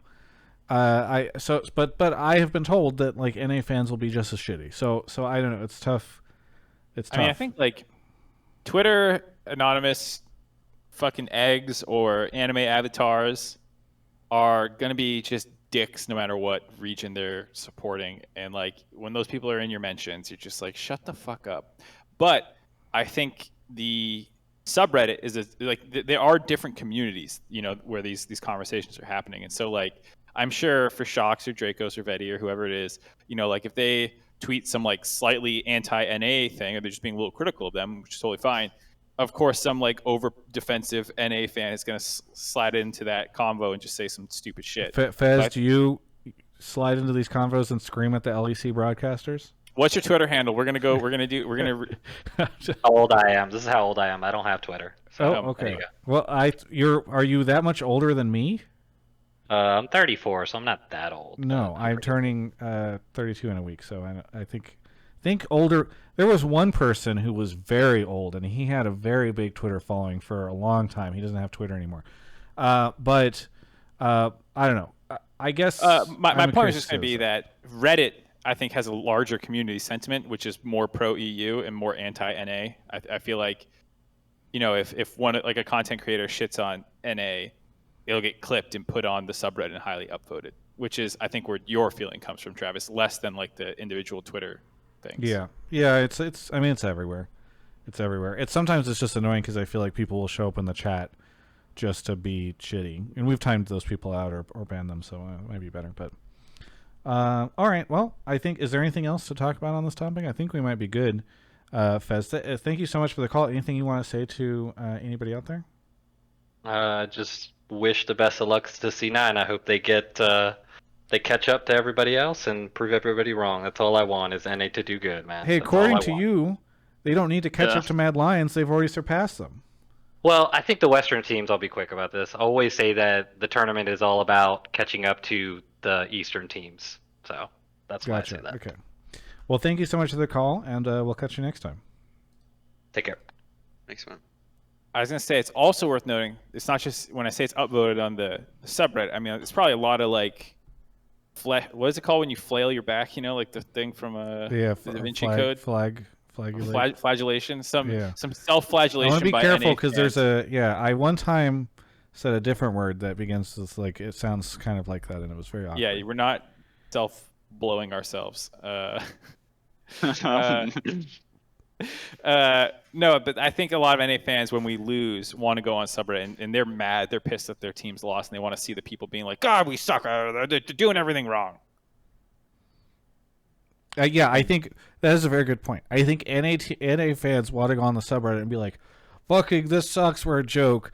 And when you go there and instead you see the top comment is like, "Haha, NA is a joke." It's like suddenly you're pissed because you're like, "No, don't make fun of us. We want to be pissed at ourselves. All right, you guys shut up."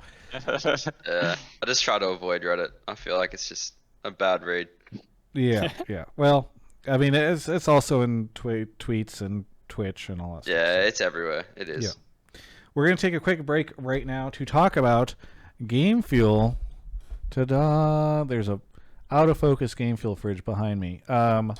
But thank you so much to Mountain Dew Game Fuel for sponsoring what we do here. And I've been seeing a lot of people still tweeting at me, talking to me about the different flavors they've been getting lately. You can use code Travis at gamefuel.com. And by the way, this is one of the cool things I really like about Game Fuel. You'll see there's a lot of like beverages out there that don't really have like the best, way to just purchase them directly and like either a rewards program or whatever. Game Fuel, I really appreciate that they've created gamefuel.com, and you can just go and place your order directly from them. You don't have to go chase these things down or whatever it is. And not only that, but because they have this website where you can buy it directly from them, they're able to do things like the Game Fuel rewards program, which is the Victory Pass, the Game Fuel Victory Pass, that you can fill up over time with each one of your orders. So go over to gamefuel.com. Do me a favor. If you're in the Twitch chat right now, we'll do ! Gamefuel. I just did it a second ago in the chat. You can click on that link. Or if you're in the YouTube VOD right now, you can go click this in the description. There's also, obviously, if you're on Spotify, you can go find it on the YouTube VOD. But doing so really helps me. And again, you can save 5% off with code Travis. Still working on a cool little project that we'll have with them. I can't talk too much about it, but we'll talk about it next week. Just a fun little community event that we're trying to do for some folks who like to watch the channel. But thank you so much. Oh, and by the way, lately I will say I am out of the orange, and it's funny. My favorite is probably still Charged Cherry Burst if you're thinking about a flavor. But their orange flavor, I'm sad that I'm out of it because for a while I was really, and the orange. I didn't get any. I didn't try it. Yeah, because you like the 0 calorie versions. Which, by the way, I should mention there are those because some people say, oh, I try to find something that's a little less heavy on the calories, and they do have a 0 sugar pack. That's the one that Mark likes. But Mark, if you ever try the orange, we can make that happen. You think you could get like a slingshot and shoot it from your rooftop to my rooftop? Yeah, people might not know this, but Mark moved to my neighborhood very recently. So whenever I walk out on my balcony, I can see his place. If I stand on my roof and he stands on his roof, we can wave. Yeah, he lives down in the I live up on a hill. He lives kind of down. I'm in the valley. Yes, exactly. Of our neighborhood. Of one street. Yes. But by the way, when you're waking up at 6 a.m.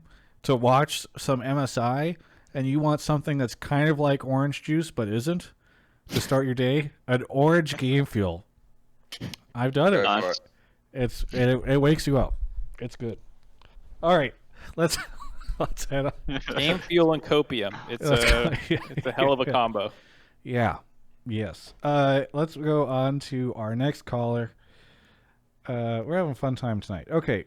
Easy Ginger 6, thank you for the Prime. Zyner, thank you for the 1 month. And Real Foxy 1, 42 months. 42, there's just something about that number. Hey, I get that reference. And Fishsticks 44, almost 2 years. Thank you, Fishsticks 44, for the sub. Got a couple more callers left on the show. Looks like we got our next one. Gots Milk 9 is here. Where are you calling from? Hey, I am calling from lovely Tacoma, Washington, up here in the Great Pacific Northwest. Nice. Oh.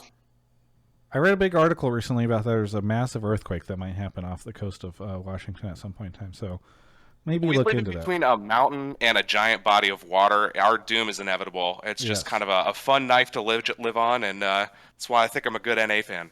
Good. Yeah. Hey, very good point. Living on the edge constantly. What do you want to talk about on the show? Well, I think I'm going to build a little bit on Fez's NA point earlier about NA being a punching bag when we're down, and for me, this is the reason why the C9-PSG Talon should be the hottest rivalry of MSI. So here's why. Considering NA's performance at international tournaments, especially last year's Worlds, the minor region's pathway to broader legitimacy is perhaps rightfully so through NA, not LCK, LPL, or EU. We have a target on our back because we constantly seem to show blood. And I think this was specifically highlighted by Hanabi's comments where he said that he thought any team besides C9 had a chance to reach the Rumble stage. So I think where this kind of pivots to is I think that the performance gap between minor regions and NA this year is going to be a more reliable gauge for the NA rebuild or rehab or whatever you want to call it than how we match up to the other major regions, especially with new NA talent potentially getting to play in international competitions at Worlds this year. So this is one of the reasons that I loved the dunking on Boogax earlier today as an NA fan in the C9 INF game, because it's nice to not be a nervous wreck against minor region teams and enjoy some dominance. So in sum, I think there is a legitimately interesting angle to the PSG Talon C9 matchup that the broadcast should hype up as a narrative, especially as they are probably the most likely team to bump C9 out of the top 4. So pretty much in sum, it's primed to either exploit our worst anxieties as a fan base or justify having a bit of hope that we're moving forward. Okay, so just to do the short version of it, NA are the gatekeepers of access to the higher echelons. We're at the gate. You got to get past us to hang with the big boys, and you think PSG might be up next, or might be the first people at the gate to try to get in. Is that a good way of putting it? I think so, yeah. Okay.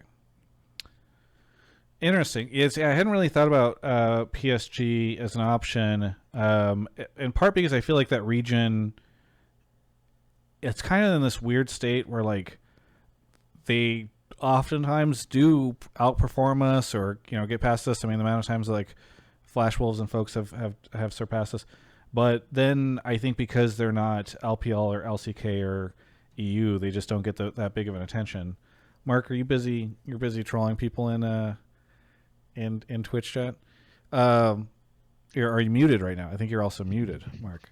You're all over the place right now. Get your head in the game. I was replying to Peter saying NA equals the Chris of MSI, and I was like, no, don't say that. Gotcha. That's an old reference.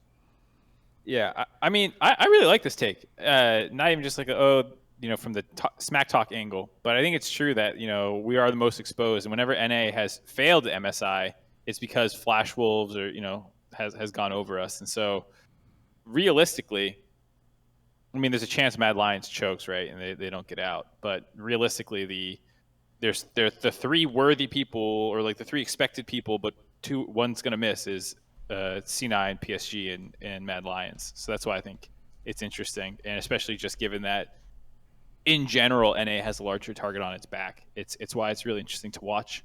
Even though you could argue PSG Mad Lions is just as important, there's a little bit more personal grudge on the line, it feels like. Yeah, I mean, I agree. I think PSG does get overlooked a little bit. I don't think they've necessarily played bad. They took Mad Lions to pretty close games. I think they have a solid shot to actually do well against the upper teams in the bracket. I wouldn't put them as low as like Pentanet or anything like that. I would just put them in the same bracket as EU and NA. Yeah, so I think it'll be interesting seeing their matchups, and I agree. Yeah, you could get a good narrative out of it for sure. Yeah, I guess it's interesting because I doubt that they will actually pick that torch up on the broadcast, which I don't even mean as like a criticism. I think it's tough whenever you're in the West and you're like, well, the big rivalry is EU and A, and I'm sure that there's some shit posters that would be like, EU and A, NA isn't a rival, blah. Don't but you like have to win for it to be a rivalry? Yeah, but I think those people are saying that because they feel a rivalry, right? Like they care so much to say those comments because of that. So, but I wonder if there is an opportunity here to kind of hype this up. I do like this take, God's Milk. I don't know. Spookz, if you have any thoughts on this. Yeah, I mean, I guess jumping off the back of what the other guys have said, I think that there's no reason why, honestly, like PSG, C9, and Mad Lions, honestly, from what I've seen, it feels like any of those teams can take a game off each other. So I kind of clump them in together based on what I've seen so far. But honestly, it's obviously hard to get like a good grasp of that right now. But yeah, I think it's like a pretty competitive playing field between the three right now. So there's potential for storylines for sure.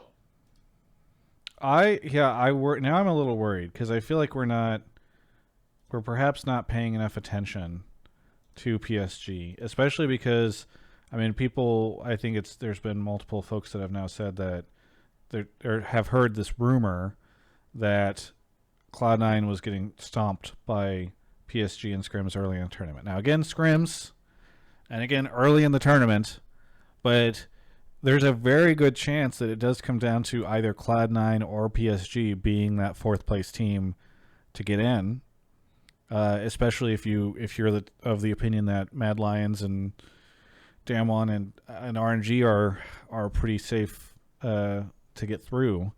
And so there probably should be a big focus on like, hey, are these guys going to end up shoving their way past NA to get into the top four? And I don't know. I guess the only question I have for the three of you is, what did you think of PSG? Because I remember Mark on one of our post day streams, we were talking about perhaps they were a little overhyped or they didn't deliver on the rumors that we saw actually over the course of this. So I'm kind of curious about the three of you guys. I think, I mean, I guess PSG was Mad, I think it was like day one, but it was pretty one-sided towards Mad Lions, I think. Yeah. It was like some 28-minute game or something like that. But, I mean, best of ones, again, it's like hard to get like the best read. Maybe the gap between those teams isn't as close as maybe I mentioned before. Yeah, I mean, because it's like they versed Mad and then they versed like two wildcard teams. Yeah, I feel like I don't have the greatest read. Maybe one of the other guys does. PSG stuck. That's my read. Boom. There it is. They went 4-2 in groups. Well, I guess I'm also just looking at this as the measuring stick from the NA fan base. Like, for me, the PSG game is going to be the one that I'm going to be sweating on most, because if we drop games to, to LCK or LPL, like, I can live with that. But, like, if we're dropping games to PSG, just, like, psychologically, especially after the whole last offseason where we had this huge conversation again about what's NA going to do, if we're not being competitive or really pushing our edge against PSG specifically, I think that that's just where I'm starting to get worried that we're still stuck in neutral, right? And I guess I'm just kind of curious, like, is PSG the measuring stick? Is Mad Lions the measuring stick? Like, what should we be looking for as an NA fan base to say we are definitively making progress at a region at these international tournaments? I think top four in Rumble is the measuring stick. And the reason why PSG feels like the team to look at is because we assume that they're the team, like I just said, like they're probably the team that would be likely to spoil us getting out. Maybe Pentanet will fuck us over with the game or something. Who knows? But PSG's the team that would most likely take that spot from us. So I don't think everybody's going to be like, let's say we lose to PSG, but we still make it out of Rumble. I don't think everybody's going to be like, oh, no, we made it to the bracket stage, but fuck, we lost to PSG. We are not that good. I think just placing top 4 is really the place where we need to be in order for people to feel like, okay, look, we proved we're still top 4. And that could mean that one of these other 3 teams drop out for PSG. I feel like PSG did not super impress me. I think they're good, and they're clearly better than the wildcard regions. And I think that, they could easily beat C9 in a best of 1 and stuff. But I at least from what I saw, their drafts can be a little weird in terms of like they had the Italy set game. I think they're the only person to play Azir currently. Some of that stuff. I think Kaiwing has been a bit of a disappointment, and I think when we're comparing him to the other people in that kind of grouping, I think Kaiser and Vulcan are significantly better. Doggo, Maple are obviously, I think they looked really good. River was a little hit or miss. And Hanabi, he's good, and I could see like him trading kills or something with Fudge, but I actually think Fudge would probably be better than him. Though I think Hanabi talked. Did he shit talk Fudge, or am I making something up? Or maybe Fudge shit talked himself in NA. It's hard to keep track of all the Fudge shit talk, to be quite honest. Yeah, I can't remember. But either way, like I think PSG coming out of groups looks like the underdog to me of these 3 teams. Though maybe they can turn it around. Yeah. Hey, caller, Gotsmilk9. Because Mark said that he really liked your take, and because I thought it was pretty good too, I'm going to award you the Game Fuel Victory Caller of the night. So feel free to hit me up on Discord, and I'll get you hooked up. We'll send you a case of Game Fuel of your choosing. Really appreciate you calling in with the take. Is there anything you want to say before we move on to one of our next callers? Yeah, quick shout out. So I work in local politics, and this is just a plea to get engaged on my favorite issue: making broadband internet a public utility. If you've ever complained about NA's shallow pool or talent or high paying being bad for high elo, access to reliable high-speed internet plays a role in that. And let's be real, ISPs are generally garbage. So for real, please, all of you listening, call your city, county, and state elected officials and let them know that internet is core infrastructure that we need to make NA competitive both economically and in esports. Thank you. I just love the idea of somebody calling and being like, listen, guys, Cloud9 just got shit on by PSG. They're not making it out of Rumble. We need to fix our goddamn internet. Mr. Mayor, by the way, I'm not trying to be dismissive. I agree with you that gamers rise up situation is not great. But I love just the idea of a very passionate League of Legends fan using that as the point. But it's a very good point, and I do appreciate it. And like, my God, I am very lucky to live in LA where we got great internet, but I had a stream die this week randomly, and I think it's crazy that my upload is still so low compared to my download. I know there are people all over the country that have terrible latency issues and far more issues and all sorts of bandwidth stuff. So I appreciate the shout out. Thanks so much for the call, and we'll catch you next time. Thank you. Yeah, have a good one. He spoke very well. Kind of like a radio host kind of vibe. Clearly, well, he says he cares a lot about politics, so if that man is headed into politics, perhaps he's practicing his speeches. I mean, it's definitely like if you ask one person, like who tonight has a background in politics, it's that guy. Yeah. Yeah. Well, actually, we did say Swip3rr had a very political answer on one of these, so perhaps he has the background in politics. All right. Oh my gosh, Mark is running off to grab somebody just in time for me to see. Lash Brown, thank you for the prime. Really appreciate it. Clock Cruncher, sub for 5 months and said wait for it. And then gifted 10 subs to the channel. Thank you so much, Clock Cruncher. You're at 91 gifted subs over the course of this. So thank you for the 10 subs. Continuing Hotline League, my cash cow. This is what rakes in the money. And we're gonna need those subs because, by the way, I should say this right now. Mark and I are going to be doing a hot tub stream. If you've missed us talking about this, our post MSI days, where we've been doing. We got a hot tub. It's been ordered over. It's on Ovely's back porch. we're doing a bunch of, we've taken some time for Mark to get his vaccination going in him and all that stuff. We're going to be safe about it. But starting this Friday, unless there's some sort of technical issue, I'm headed over there tomorrow to check it out, make sure we're good. We will be doing hot tub streams. I spent $750 on a blow up hot tub. So your subs are going to Have to we that. worked out any sort of monetization scheme around this? No, people have been asking, like, hey, if I sub, what do I get? I know that there's, like, for big donos, you're supposed to... So I have Right not. on your body, right? I have not. I know this Name on your might, forehead. this might come as a shock to some people. I don't watch very many hot tub streams. I'm aware of the meme, and obviously if I go to Just Chatting, I see them all up there. But I don't know what the monetization revenue thing is. Swip3rr, Spookz, are you guys aware of the revenue? Yeah, do you guys know the meta? Yeah, you just gotta get a big dinosaur or something. Get a texter.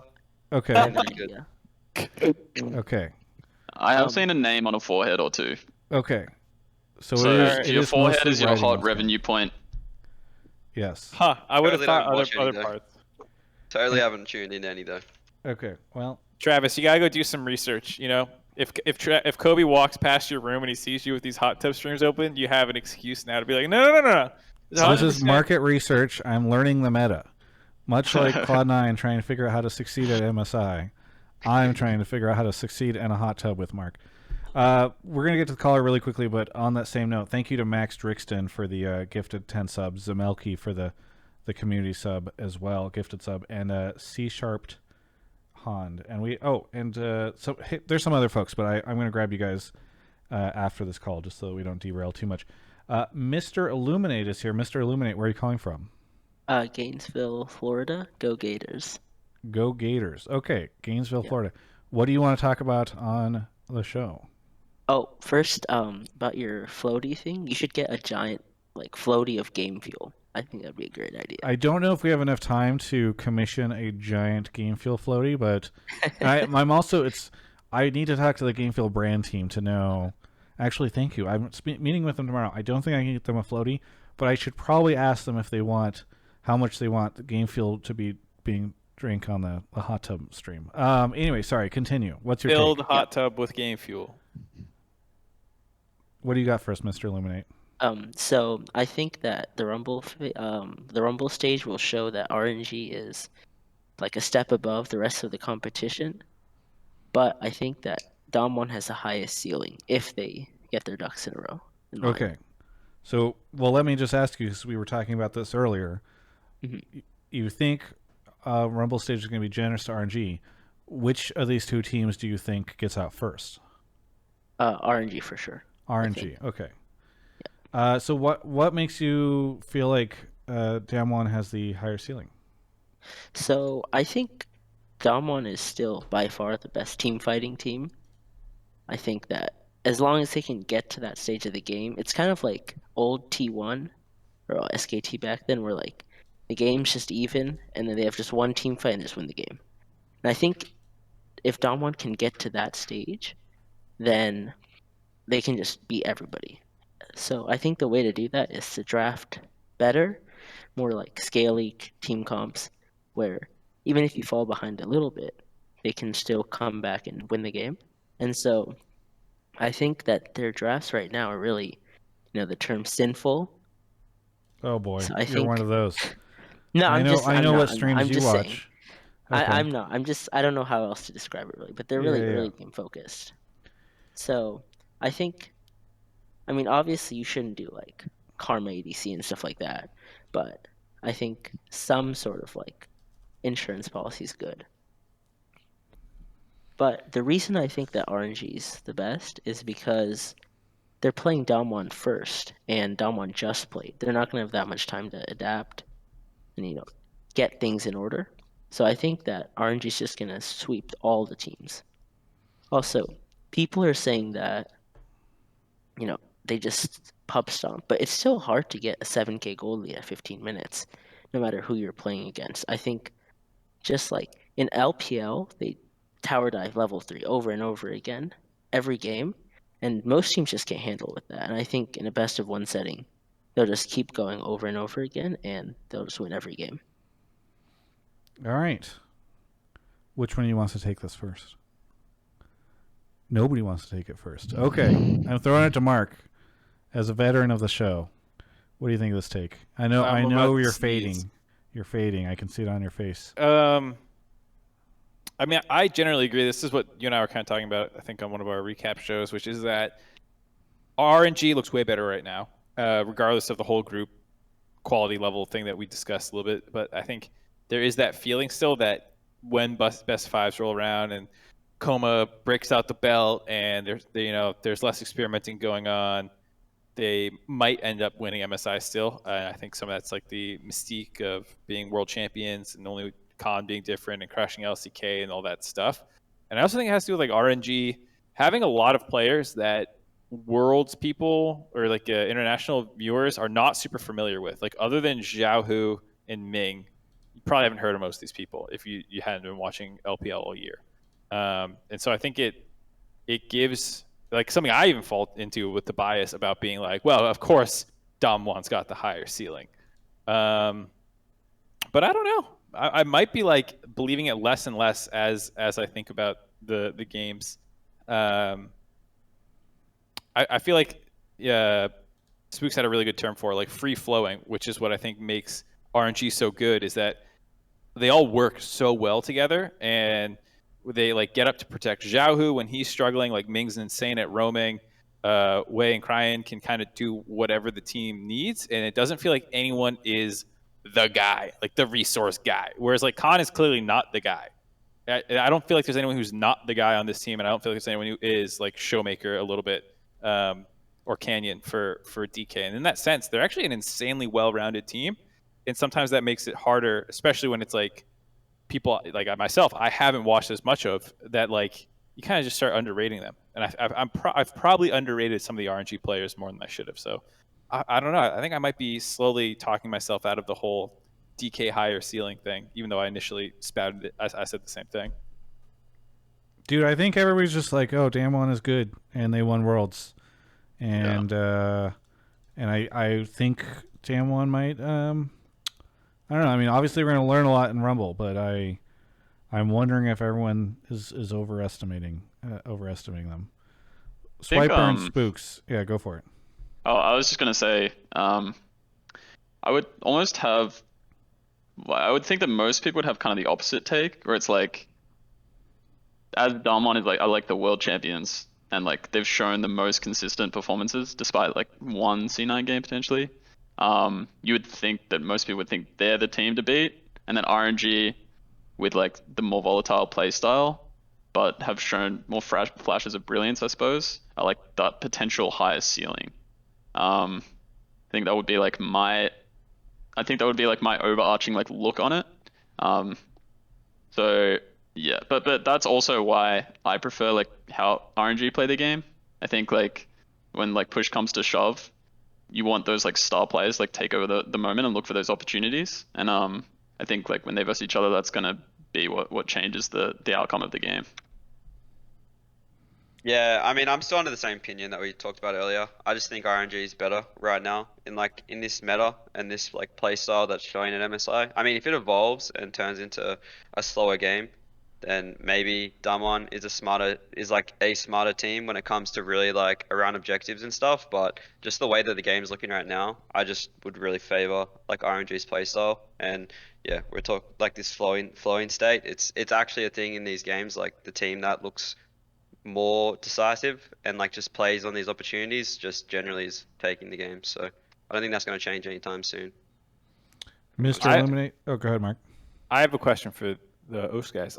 What do you think is like the biggest question mark for each team, like that would get exploited or whatever to make them lose? Like if RNG and when they play head to head here and later on the group stage, what is it that you think will like kind of break the series in someone's favor? First off, I think like RNG will definitely just start strong. I just think it'll be if Damwon can like slow the pace of the game down and sort of play that Korean like style. But previously and even at Worlds, I think like the LPL playstyle is just starting to become more meta, and just like this early game pace is just yeah, I just feel if they can stop like the aggression, then potentially they can win. But I just think the solo lanes of LPL specifically, like, are just looking really strong. And I think RNG just take it right now. I think my take is jungle matchup. I think Canyon is like the guy. Like Canyon is becoming like the new Faker in a sense. Like everyone's like, when you reference like the best player in the world, just like, yeah, Canyon, right? And he showed at Worlds he's kind of like deserving of that. I've been watching like a lot of Wei like this split, and I think he is really insane. It's not a player that's people are talking about like too much at the moment. But I think he's like really good at seeing opportunities. Like even just like those mid dives where he flashes over the wall on Rumble. It's like yeah. a lot of junglers that I've worked with, it's really easy to fall into the habit of kind of like, okay, I'm gonna clear to X objective on this timer, I'm gonna get set up this vision. It's like he seems to notice those opportunities more often than most of the junglers in the scene right now. And I'm like really excited about like what he can potentially show in these games. And like Canyon is just kind of, he's already at that level, right? That like stardom. So I think it's kind of like the newcomer versus the legend. And I think jungle matchup is gonna kind of decide or swing the game between these two. Well, we'll have to see how things go. MrIlluminate, thank you so much for the call. Anything you want to say before we go on to our last caller? I was just gonna ask you guys what you think like Damwon's playstyle is. I don't know if that's okay to ask. But my thought was that the reason I think that they'll end up doing better than RNG in best of fives is that like RNG, most LPL teams, like if they're ahead, they like to get more ahead and just end the game early. But Damwon is like they're ahead and they'll just sit on that lead and slowly chip you down. But I think that Damwon is really good at capitalizing on mistakes. They're not really an aggressive team, but they're explosive. If you like give them a chance for them to like capitalize on a mistake, suddenly the gold lead goes up by 5 times. So I think that RNG, they'll have a gold lead or they'll do a good play, but they'll make a mistake, and then the game's just over from there. Dom1 just slowly ramps up over and over again, and that's how games are lost to them. I think that's how the series will end in the final. I don't know if we have time to go through the roundtable, so I don't know if one of you guys has a really strong answer on this. Otherwise, I can kick it over to Mark. I got a pretty strong. I think that like Damwon, a great example of their playstyle is their first game against C9. They're like really good at shutting out your conditions. Like when Blabber popped bot to like his quote unquote priority lanes and he's playing Kindred into Morgana, he's like Kindred's obviously like really farm reliant. Like Morgana, it seemed like they have a set play to like close out that condition for C9, where they just like cross through mid, they use mid prior, and their bot lane all-ins on that timing, they're like mid jungler moving down bot. And that just like completely closes out like their pushing bot lane and their jungler's ability to get ahead in the matchup, which is what Kindred needs to do to win the game. I think that example of like Damwon's planning around shutting out enemy conditions is kind of their playstyle in a nutshell. There you go. Thanks, MrIlluminate. Any quick shoutouts? No shoutouts. Just thanks for having me on. It was my first time, and I really enjoyed it. Thanks for calling in. Yeah. Bye. It's Chieftain. Bye. Before Mark grabs our next caller, I have I know we're a little bit over time, so I'll have to do this quick, but I have 2 questions for Spookz and Swip3rr. Same question for both of you. So first, have either of you ever seen the 1996 film Space Jam? Yes, big fan. Yeah, I think I have. I'm pretty sure. Okay. It's not memorable. Okay, But- so as serious, you may bro? know, and for those that are uninformed on the topic, the villains in the film are alien monsters who steal the powers of NBA athletes to face off against the Looney Tunes. And I am curious if, and I know you're no longer players, but you were quite recently, if you were to steal the power of any specific LOL pro, which power would you steal? Which player? I mean, if we're talking like it doesn't have to be a current player, then I really like the way Flame played on like CJ Blades and stuff, and I was a major fanboy of his playstyle. Just about how he I feel like he's like strangling his opponents.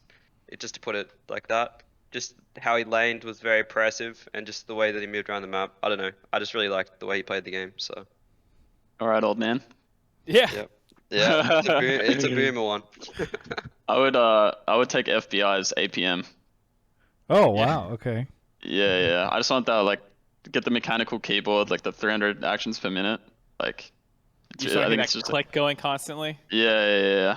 That's what it's all about.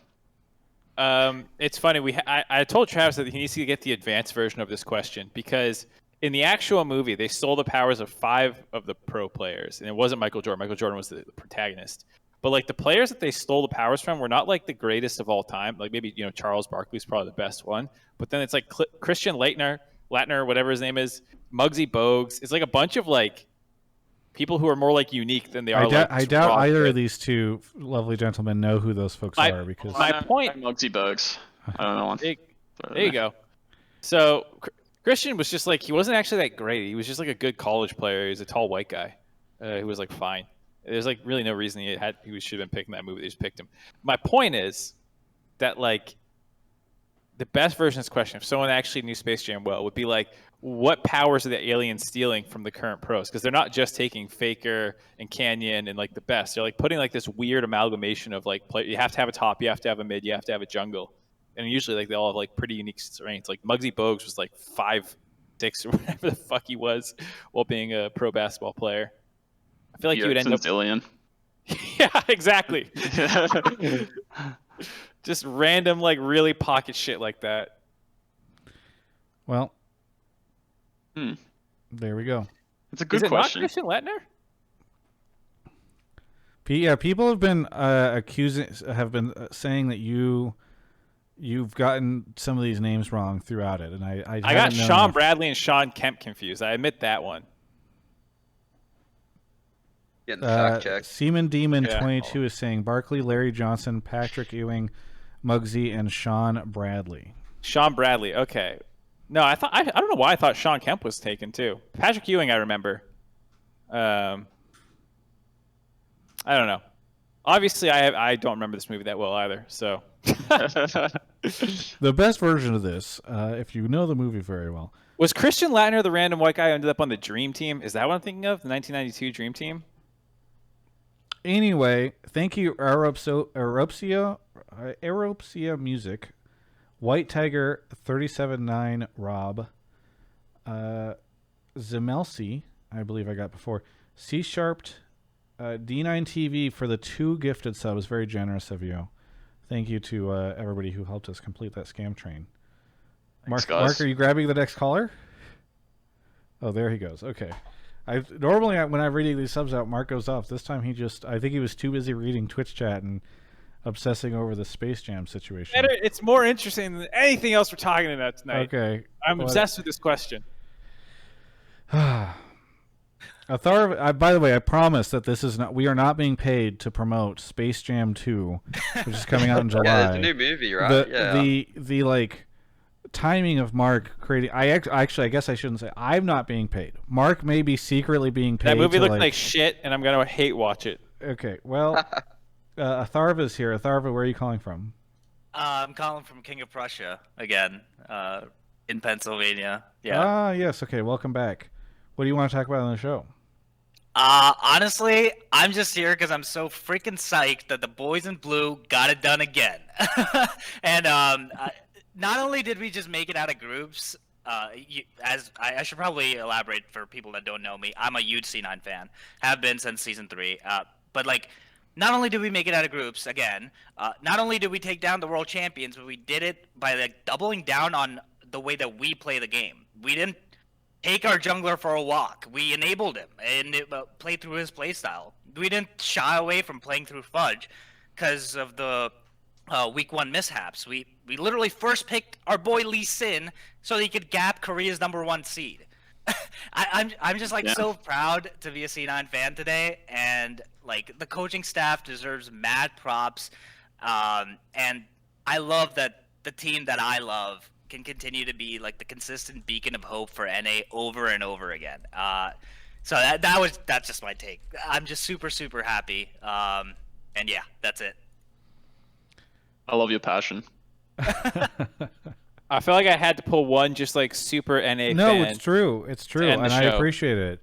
Yeah, I mean, I'll ask you guys about it this way: how reasonable is the psyched vibe that's going on from our caller here. Should we all feel this way in North America, especially in that Damwon game, or is there a bit of a coming down to earth here? Was Damwon not playing well, or was it not that sick that we picked Lee Sin and made it happen? I don't know. I think you definitely get amongst the hype, because I feel like as viewers or as fans, getting along the hype kind of gets your team moving forward as well. Like if any of those guys are like reading through Reddit or reading through Twitter and they see all the fans are like super hyped about how they're playing or like what they're doing in the game or like what kind of personality they're showing in the game, that's the kind of shit that like makes you super excited to play on stage. But here's what I can guarantee you. None of those guys are watching 2 hours into this show and to find out what we think. So we don't know that for sure. I'm pretty confident. Okay, so the fans are excited and should be, but is it a situation where like does C9 deserve the credit that they are receiving from the fans? I guess is a good way to put it, right? Like, did they really show up against Damwon? Did they look as good as like C9 fans feel right now, and North American fans? Or is there like actually, if you look at it from an objective point of view? I mean, I wish they started a little bit stronger, for sure. I'm very happy that they had a really good day today. Specifically, like, I was happy with Fudge and how he's bounced back, because I thought he had a rough first couple of days, similar to, like, I guess the LCS split. But I feel like he's really finding confidence again, and like the Lee Sin game was a very good game by him. So no, like when I was watching the games, I felt like they were playing pretty well. So I was impressed and supporting alongside everyone else. People in the chat saying Fudge is in here often. Guys, it's 4 a.m. in Iceland. I really hope that he's not in here right now. They just won. He should be coming back from the bar right now. Oh boy. Throw on the stream. I don't know, Spookz or Mark, if you have a thought on this. It's kind of a short conversation for sure, but I mean, like, I think I wouldn't say like we just took down world champ Damwon, you know. I mean, I know they are the world champions, but it's not like they're in world champ form right now, and I think you know, I think it's fair to say that this is not the peak Damwon either. I don't think that takes away from the fact that our number 1 seed beat their number 1 seed, you know, because that doesn't happen that often. We went even over the whole group, yeah. Yeah, there's plenty of times where we play the Korean number 1 seed, and they're not playing their best right then either, and we still get shit on. So the fact that we were able to beat them when they weren't playing like god-awful, like it wasn't like they turbo-inted and we had like a 6K gold lead at 2 minutes, and it's like, oh, okay, well, of course we win this game. So, yeah, I'm proud of them. You should be proud. Okay, here's a question for you guys. Hopefully none of the EU fans have made it this far into the show either. Maybe there's a bit of hopium or copium. But who had the more impressive group stage, Mad Lions or C9, just by achievements? Because Mad Lions went 5-1, but they had perhaps an easier group than we did. We might have had the strongest wildcard team. Pentanet, I guess, made it out, but and we did go even with Korea's number 1 seed. So. Excluding day 1? I've over the whole. I just from an achievement perspective, is it more impressive that what C9 was able to accomplish in their group than Mad Lions? It's hard because like you don't really have a good read on how good PSG is. Yeah. Because if you could look at it and say like PSG are a solid team and Mad Lions kind of shit on them, then you'd be like, oh, like they were good, but I don't really know how good PSG is right now. So it's like, it's hard to say. I mean, beating Damwon, even like despite the fact that it's just a best of 1, is still an accomplishment in itself. And I think that just like trumps everything that's probably happened in the group stages when comparing those two teams. So I'd probably lean on C9. Yeah, I mean, I'd probably do C9 as well. I mean, yeah, Mad played definitely well, but they did lose to Turkey. So... Don't want to get any Turkey haters over here, but I mean, we lost to Japan. True, we lost to Japan. I mean, I thought at this tournament Japan looked better than Turkey. I know I'm gonna probably get cop a bit for that. But yeah, I think C9 like just beating Damwon for me, puts them like a little bit above. But yeah. Yeah, I think it makes sense in terms of raw singular accomplishment. Damwon was like the biggest win for Mad Lions or C9. Yeah, I mean, guess it's weird like, would you because rather go 5-1 in groups, or would you rather? I would rather go 5-1 in groups and not start the group 0-2. Like, I would much rather have been Mad Lions this entire group stage. Right. But in terms of singular accomplishment, I think you could say the C9 thing was better. Though it is, you have to take into account that, like, man, DFM almost beat them too. They're one play away. Maybe it's and not which that just goes to impressive. show you how strong our wild card team was. Yeah. Yeah, maybe Damwon just sucks though. We don't know yet. True, Maybe. We are saying RNG is better, so at least that's how we feel right now. All right, Atharva, you were the C9 hype man, and certainly you did a good job of it. We try to do our best to join in on the hype for you. Is there anything you want to say before we say goodbye and close out the show? Yeah, I mean, me and my friends have this podcast where we were just doing analysis, even just like 2 hours before this, and we're being realistic and all that, boring stuff. It's just like we don't get many chances to be stoked as NA fans, And if I can't be excited when NA's best performing international team is now upgraded with what I consider the greatest Western player of all time, then like when can I be excited? You know what I mean? Like, so I'm taking it one day at a time, and I'm super excited about where we're at the moment, and excited to see what happens against Mad Lions. And I actually have a board meeting, unfortunately, from 2 to 3 on Friday, which is scheduled at the same time as the Mad Lions game. But man, I hope that we just clap them cheeks. I get to look at the highlights, and I'm super excited about what happens. I'm hyped for the way that this tournament's structured so far, and I just want to send positive vibes out to all my NA fans, out to all the boys in blue. We'll get it done. We're gonna clap some cheeks. Well, Atharva, by the way, you say there's not very many opportunities for NA fans to feel excited, but I would say November every year. I'm not saying because of the World Finals, but I'm talking about whenever we just start to throw the millions out and catch everybody's favorite stars from every region. Thanks so much, Atharva, for the call, and we'll catch you next time. Oh yeah, thanks guys. Bye-bye. Yeah. Thanks, Bye. man. All right, so that is the show. We'll go ahead and do our shout outs. I want to thank Swip3rr and Spookz both for being here. It was great to have you guys on. And really, I think really fun to sort of, again, make this show not just like a C9 victory festival, but also to learn a little bit about Pentanet as they move on to the Rumble stage, and just the oceanic scene in general. Mark, what do you got? What do you want to plug? Nothing. Dive comes out tomorrow. I mean, you said nothing and then you plug something. That was fuck. You're right. You got me. I'll say for Mark, I'll plug something for both of us. Our hot tub streams start Friday on this channel after the games, and there might be a little bit. We're gonna have to figure out the timing because I'll probably be doing interviews at the end of the day, so you might need a little bit of patience. I don't know if we're gonna turn on the stream and it'll just be Mark sitting in the hot tub for a little bit until I get there. We're gonna figure it out. But tune in Friday because there'll be some sort of hot tub situation going on, and hopefully we'll be doing it every day for Rumble and maybe even beyond.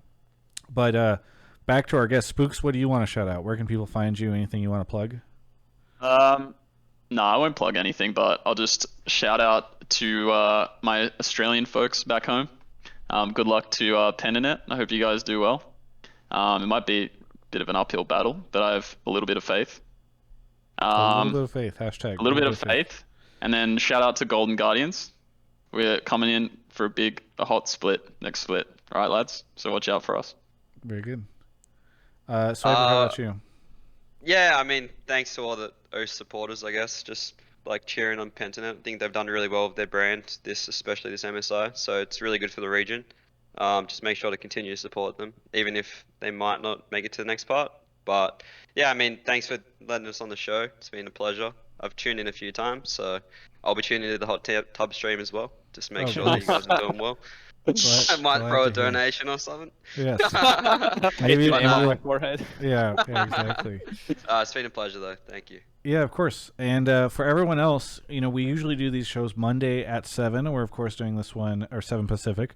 We're, of course, doing this one on Tuesday. And looking at next week's schedule, we will probably also be doing it on Tuesday just because it's it's weird to do it Monday night when there's one more day of games. So just a temporary adjustment for us, and then I believe we'll be back on our Monday time. Of course, you can also find our show on Spotify or whatever platform you listen to podcasts on if you're interested in the audio stuff. And please subscribe to the YouTube channel if you haven't already. This has been Hotline League, episode 172.